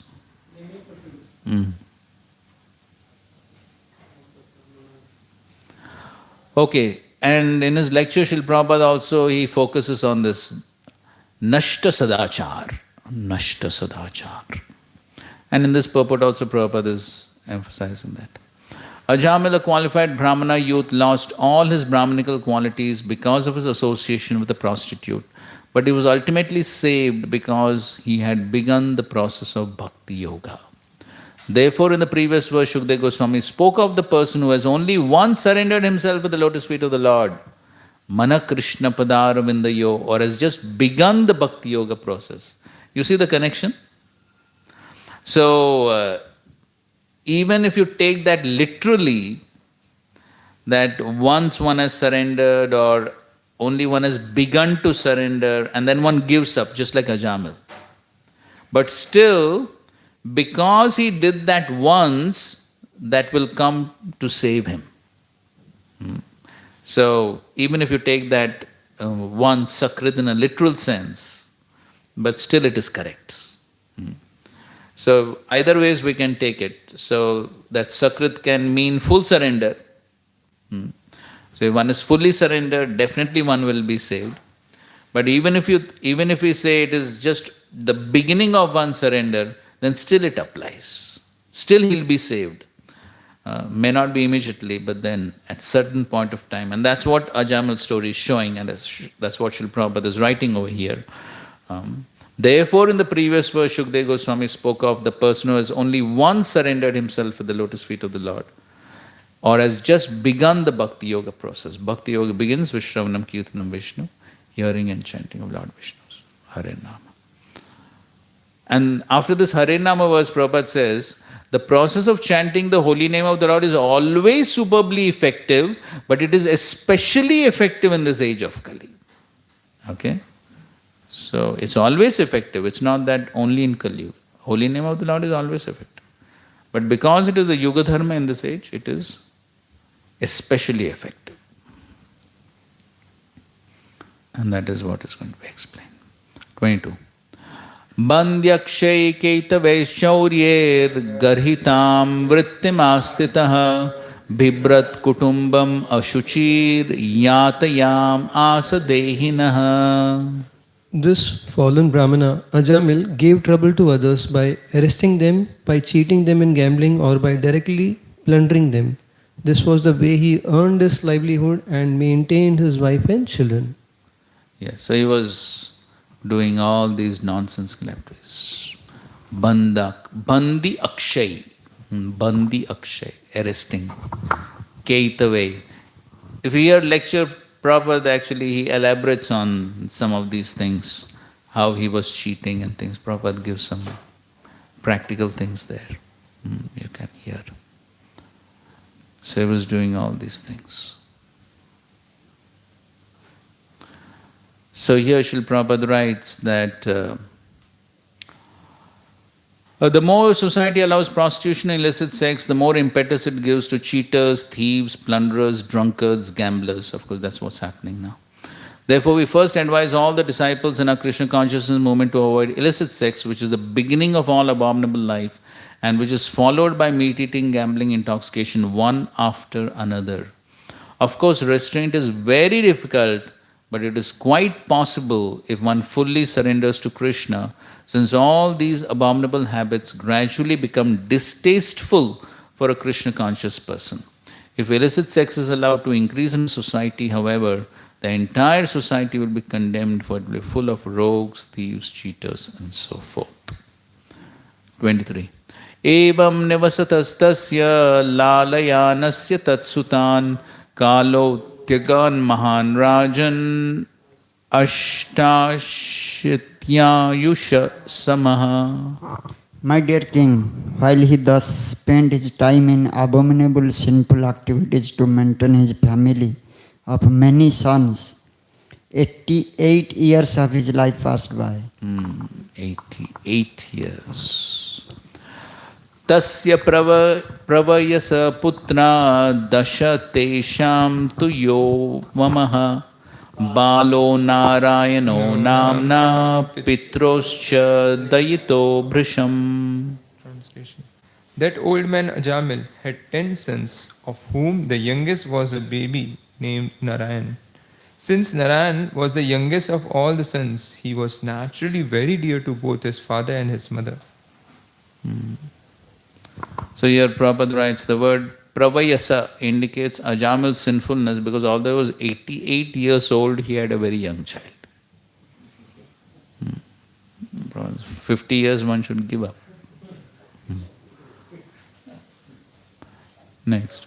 Sabaddha hridayastasmin arbake kalabhashini nirikshamanastal leelam mumude jaratho brisham. Because of the child's broken language and awkward movements, old Ajamila was very much attached to him. He always took care of the child and enjoyed the child's activities.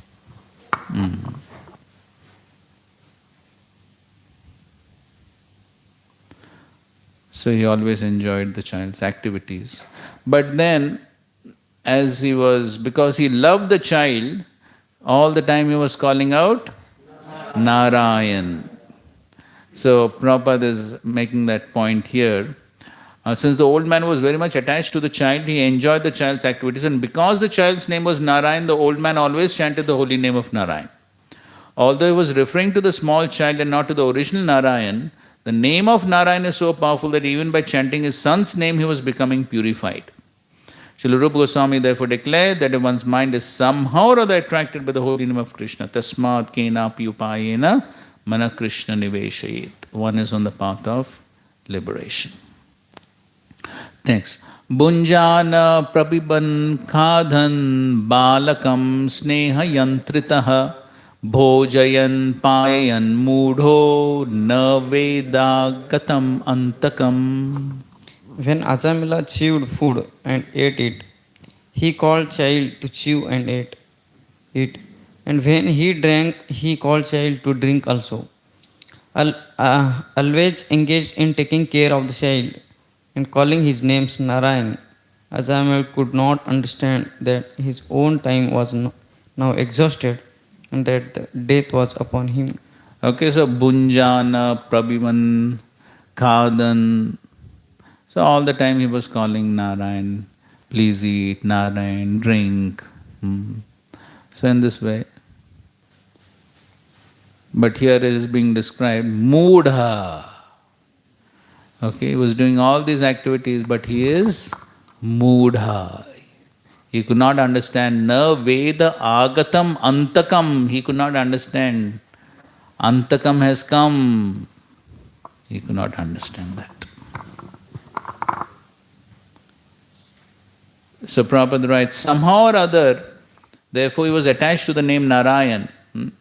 Before that, Narayan, please come eat this food. Narayan, please come drink this milk. And this way he was calling out. This is called Ajnat Sukruti. So he was getting that Ajnat Sukruti.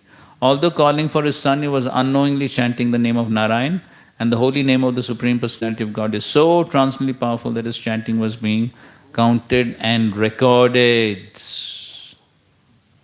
Sa evam vartamanogyo mrityukala upastite matim chakara tanaye bale narayana vaye. When the time of that arrived for the foolish Jamil, he began thinking exclusively of his son Narayan. So, when his death came, he was thinking of Narayan.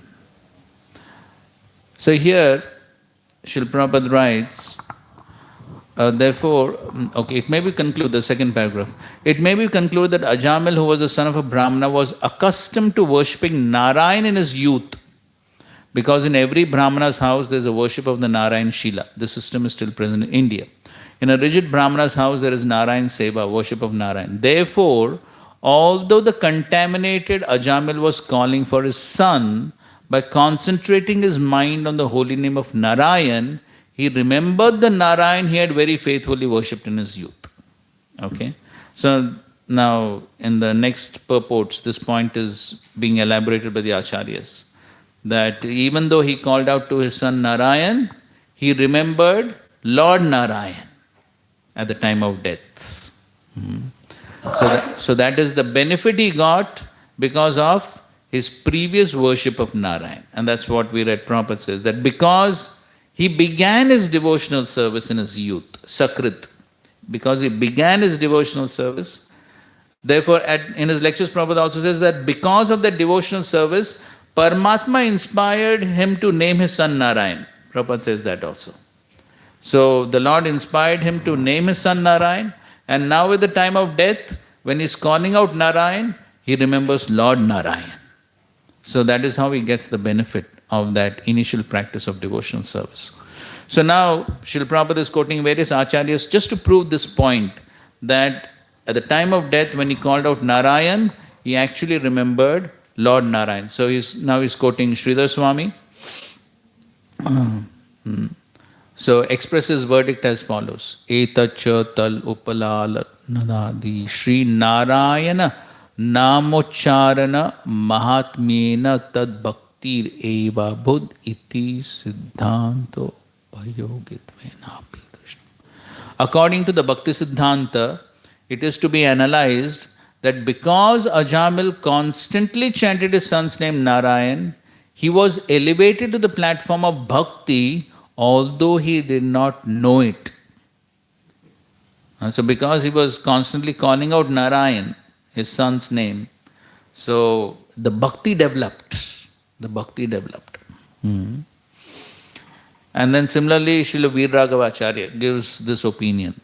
Although at the time of death he was chanting the name of his son, he nevertheless concentrated his mind upon the holy name of Narayan. And then Srila Vijay Dvaja Tirtha gives a similar opinion. So directly or indirectly, Ajamil factually remembered Narayan at the time of death. Ante Narayana Smriti. So that is what happened. And that is why the Vishnudutas immediately came. That's what explained in the... Okay, read the next verse translation. He was calling for his son. He was calling for his son because that's explained, because when somebody is in a very fearful situation, he calls out the person who's most dear. And so he called out to his son, there's no doubt about that. But when he called out Narayan, at that time he remembered Lord Narayan. He called out to his son, but he remembered Lord Narayan. So that was the benefit he got from his previous devotional activities. That is what the Acharyas explained. Okay, so now there's description of the Yamadutas. Read the translation. Ajamil then saw three awkward persons with deformed bodily features, fierce twisted faces, and hair standing erect on their bodies. With ropes in their hands, they had come to take him away to the abode of Yamraj. When he saw them, he was extremely bewildered, and because of attachment to his child, who was playing a short distance away, Ajamil began to call him loudly by his name. Thus, with tears in his eyes, he somehow or other chanted the holy name of Narayan. So here it is very clearly said, he called out to his son, but he remembered Narayan. So here Vishnu Thakur says, though he had committed unlimited sins, his sons could be classified in three types: bodily, verbal and mental. Thus three servants of Yama approached him. And because Ya-na has 4 syllables, 4 servants of Vishnu came. So this is the reason for 3 Yamadutas and 4 Vishnudutas.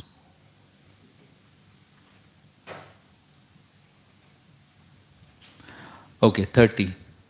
Nishamya mriyamanasya mukato harikirtanam bhartur nama maharaja parshada sahasapatan. My dear king, the order carriers of Vishnu, the Vishnudutas, immediately arrived when they heard the holy name of their master from the mouth of the dying Ajamil, who had certainly chanted without offense because he had chanted in complete anxiety. Okay, so that's another important point, that is, without offense. So he just called out Narayan. He was calling out to his son basically because he was in so much of anxiety seeing the horrible features of the Yamadutas. Here, purport, Srila Vishwanath Chakravarti Thakur remarks, Hari Kirtanam Nishamyapatan Katham Bhutasya Bhartu Nama Bhruvata. The order carriers of Lord Vishnu came because Ajamila chanted the holy name of Narayan. They did not consider why he was chanting. While chanting the name of Narayan, Ajamil was actually thinking of his son. But simply because they heard Ajamil chanting the Lord's name, the order carriers of Lord Vishnu, the Vishnudutas, immediately came for Ajamil's protection. Hari Kirtan is actually meant to glorify the holy name, form, pastimes and qualities of the Lord. Ajamil, however, did not glorify the form, qualities or paraphernalia of the Lord. He simply chanted the holy name. Nevertheless, that chanting was sufficient to cleanse him of all sinful activities.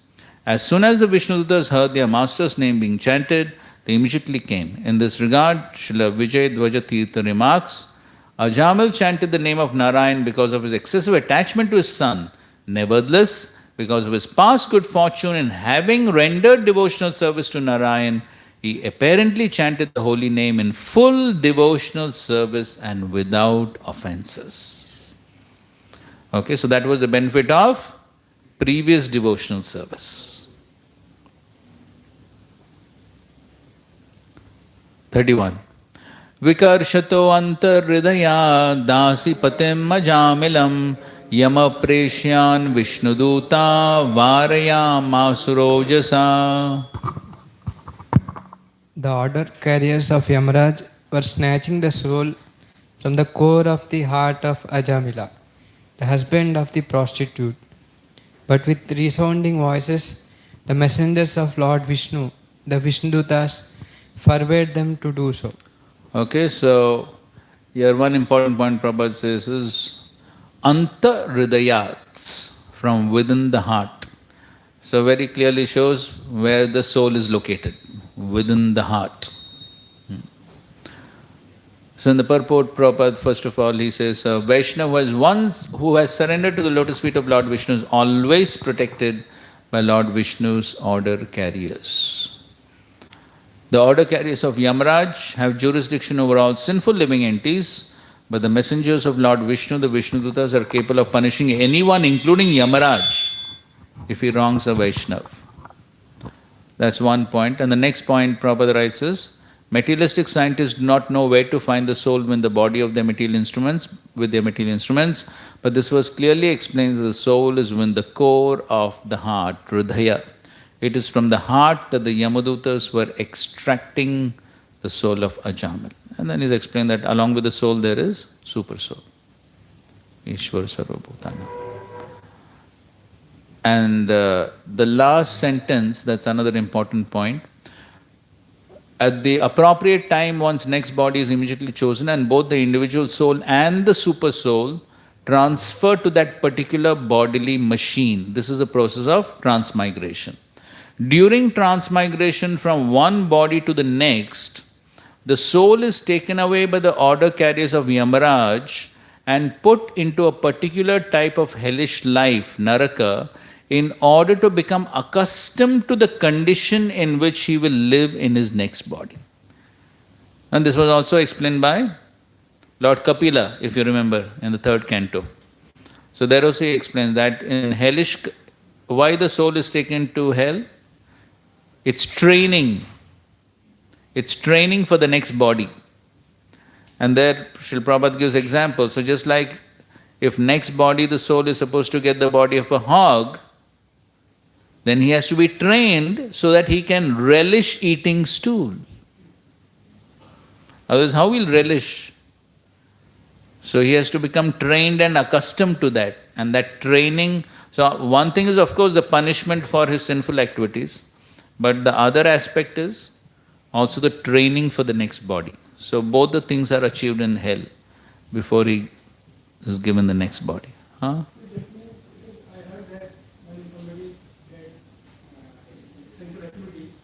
Reaction he gets in the same life in the hell and in the next life. Same life, some reaction he will get. In the hell, he will, because he has committed like eating wrong things, he will be eaten, fed there, something, and that is training for him for the next life. Yes, so everything takes place. So he gets punishment also and he gets training also. Both things happen. Huh? Training and placement.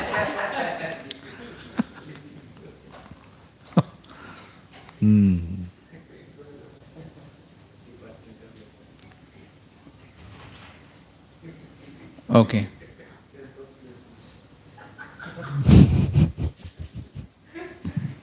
Uchu nisheditastamste vaivasvata purasara keyuyam pratishedharo dharmarajasya shasanam.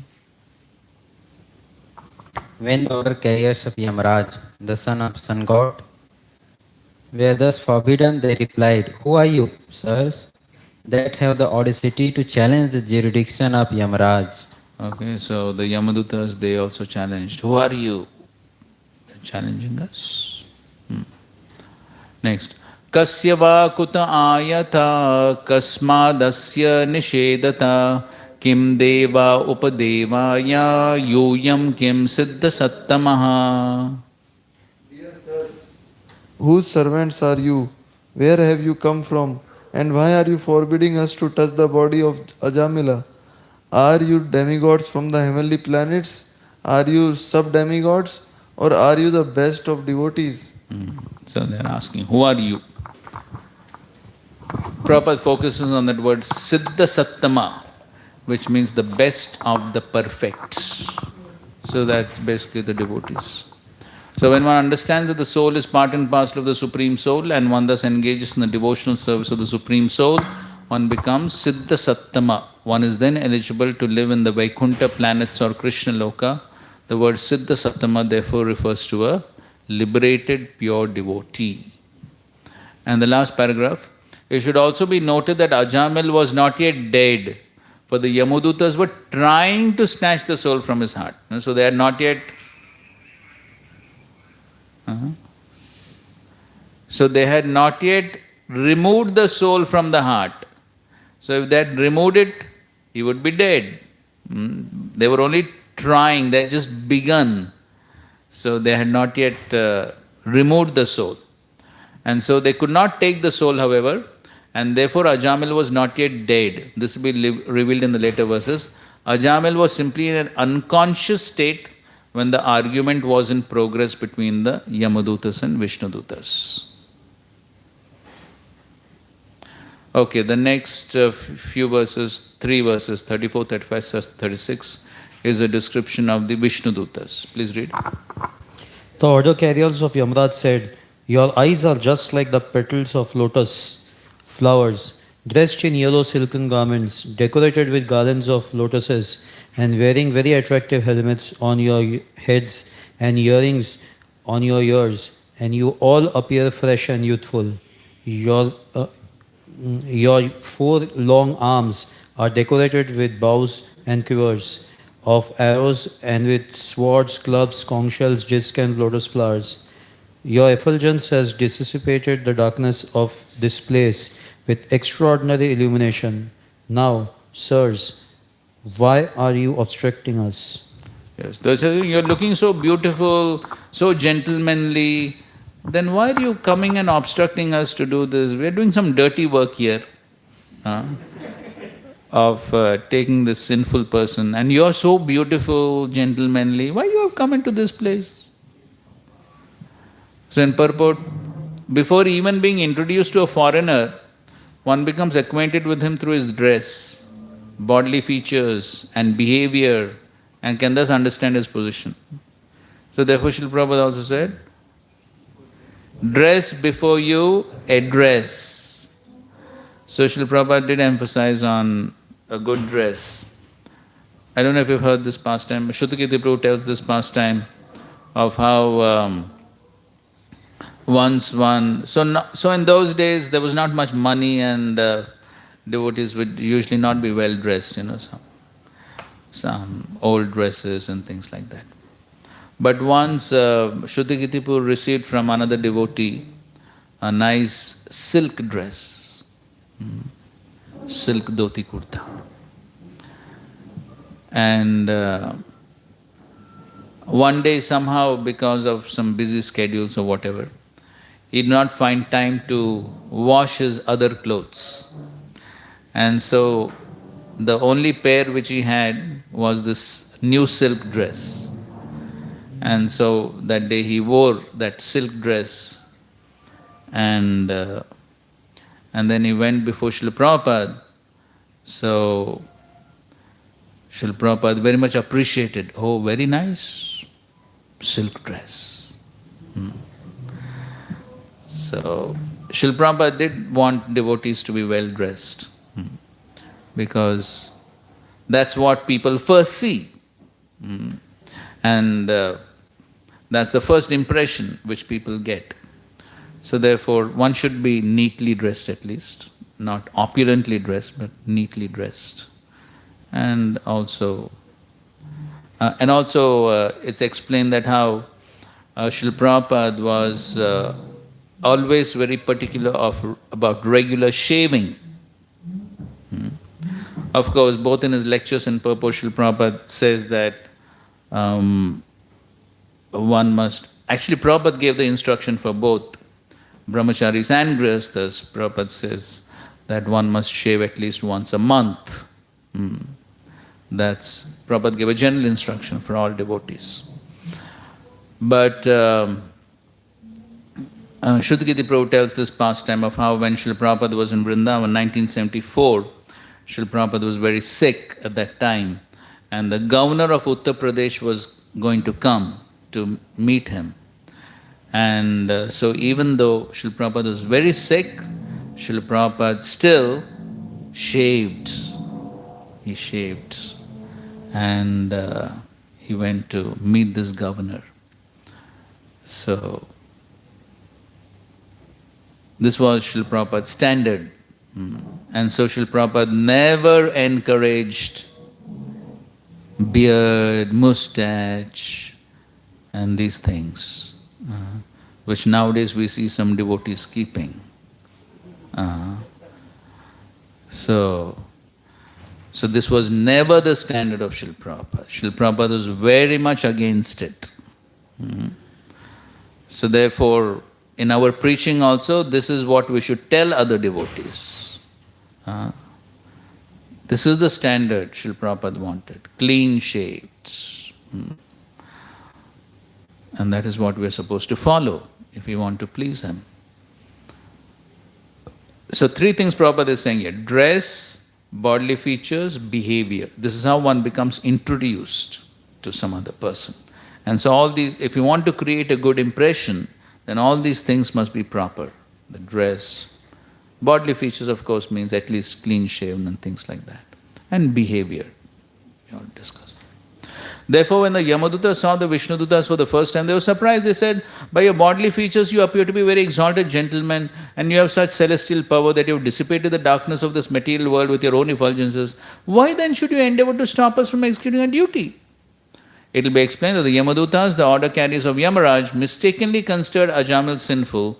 They did not know that although he was sinful throughout his entire life, he was purified by constantly chanting the holy name of Narayan.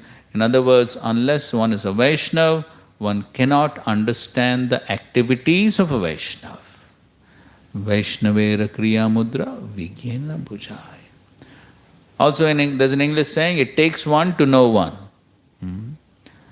So, unless one is a Vaishnav, one cannot understand the activities of Vaishnav. And then they had the same bodily features as Narayan.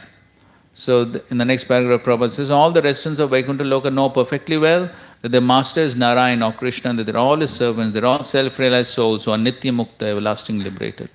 Although they could conceivably declare themselves Narayan or Vishnu, they never do so. They always remain Krishna conscious and serve the Lord faithfully.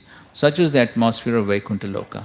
Similarly, one who learns the faithful service of Lord Krishna through the Krishna consciousness movement will always remain in Vaikuntha Loka and have nothing to do with the material world. So in this way, this is what the Yamadutas asked the Vishnudutas. Who are you? Why have you come here? This is what they asked. And then from the next verse, the Vishnudutas will, the Vishnudutas will speak.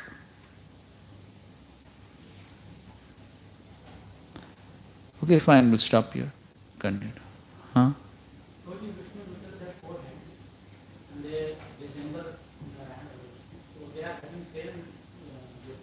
Yes. We read, no? Same weapons. There are 7 weapons. 7? Huh? Of course, but essentially the same, maybe additional they have. But the same, 4 arms only, na? 4 arms decorated with bows and quivers of arrows and with swords, clubs, conch shell, dislo. Shankha Chakra Gada Padma there. They'll manage. they are so powerful. What is their problem?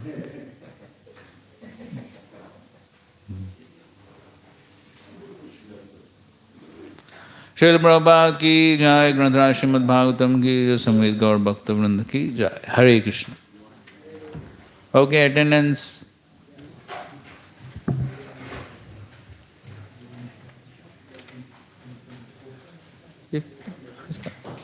क्या 29? अच्छा कल तो था ही नहीं ना. अच्छा इसको ठीक. ओके, आदित्य राम प्रभु, अद्वैत करुणा प्रभु नहीं, अक्षोभ्य प्रभु, अनुत्तम कृष्ण प्रभु, भावमय नित्यानंद प्रभु, चैतन्य जीवन प्रभु, चैतन्य स्वरूप प्रभु, Gopanan Prabhu, Harinarayan Prabhu, Haigrave Charan Prabhu, Hemgiri Prabhu, Kurma Kripa Prabhu नहीं, माधव सुंदर प्रभु, मनमोहन कृष्ण प्रभु सुबह आए थे ना?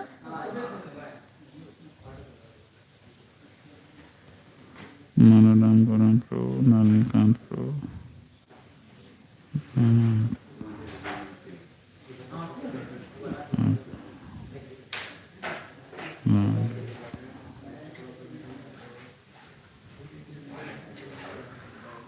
श्री कृष्ण गोविंद प्रभु नहीं है, साधु चरण प्रभु भी नहीं है, सुंदराम शंकर